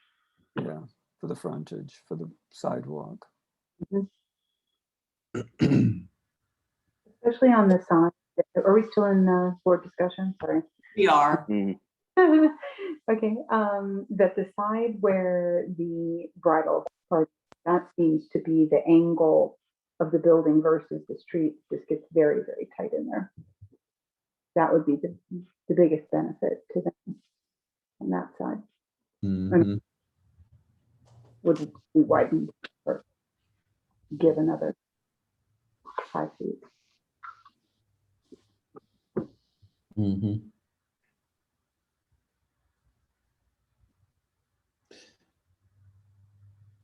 And that is in direct response to massing in scale as it relates to St. Andrews.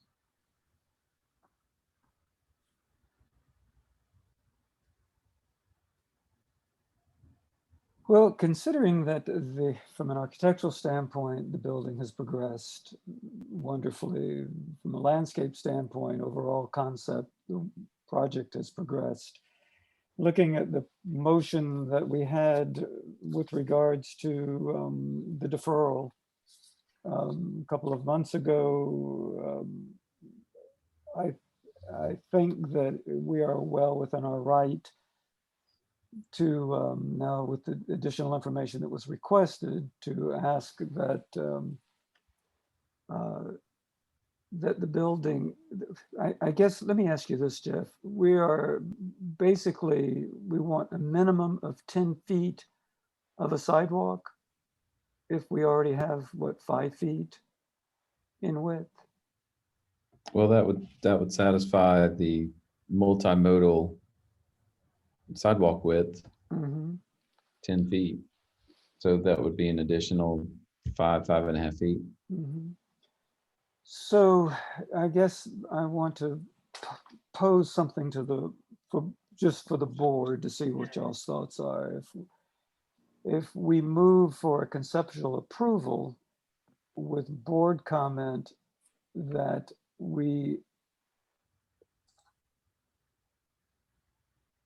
that the building that along St. Andrews Boulevard, that a minimum of 10 feet of sidewalk be provided to include the landscaping. I mean, excuse me, What's your- to exclude the landscaping. In other words, I'm trying to get 10 feet of width. So 10 feet that as, sidewalk. Well, yeah. you could achieve that by eliminating the verge. I just like the. Which I don't think is, I mean, I don't think that's a good, All right. Yeah. I don't think the verge should be eliminated. Right. Yeah, I would. Unless some alternative is presented, I think the landscaping is important. Like I said, I don't think those are the trees to put there, but I think that's fair, Dinos. I mean, that's essentially what staff was recommending. Okay. I mean, they didn't use the 10 feet, but they were asking for that to be planned and coordinated. as long as we're coming back, it's not one of those things, oh, we studied it, we can't accomplish it, that we understand that this is a hard line for Yeah, us. well, I mean, that would be the motion. The motion would be a conceptual approval with board comment that we increase the sidewalk along St. Andrews Boulevard to 10 feet, still maintaining the verge that is along St. Andrews Boulevard. So in essence, if the verge is, I don't know, how wide is the verge? 4 feet. 4 feet. So basically we would want a minimum of 14 feet. From back a curve to the. Yeah. To include the verge. I could support that with an additional comment to restudy the placement and width of the landscape along Chase Street. Great. And the tree choice, you saying that as well, Andy, the tree choice on St. Andrews? That study the tree choices along the Chase and St. Andrews Boulevard. That's something I could support. Kristen, Jeff, how do y'all feel? Feel good with that? I feel good with it. Okay. I'll never repeat that motion again, but let me. I'll repeat it for you, and then you can tell me if I got it right, Dinos. Please, thank you. We have a motion. Hold on, back up 1 second, Dinos. Do you want to include any of the staff comments? Oh, yes. I had staff comments 3 and 4. 1, 3, 4.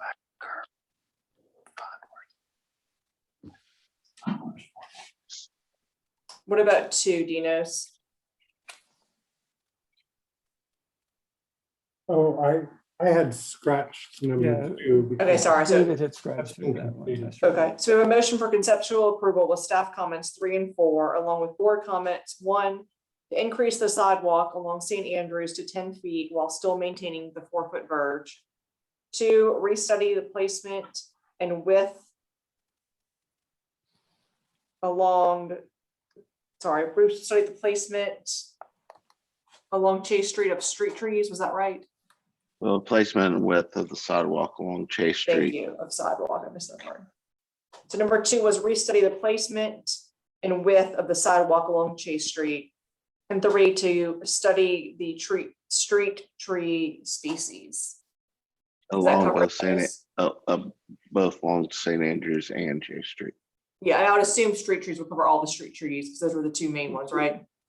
Only Yeah. two street trees. Okay. Does that cover it, Dinos? Yes, ma'am. Okay.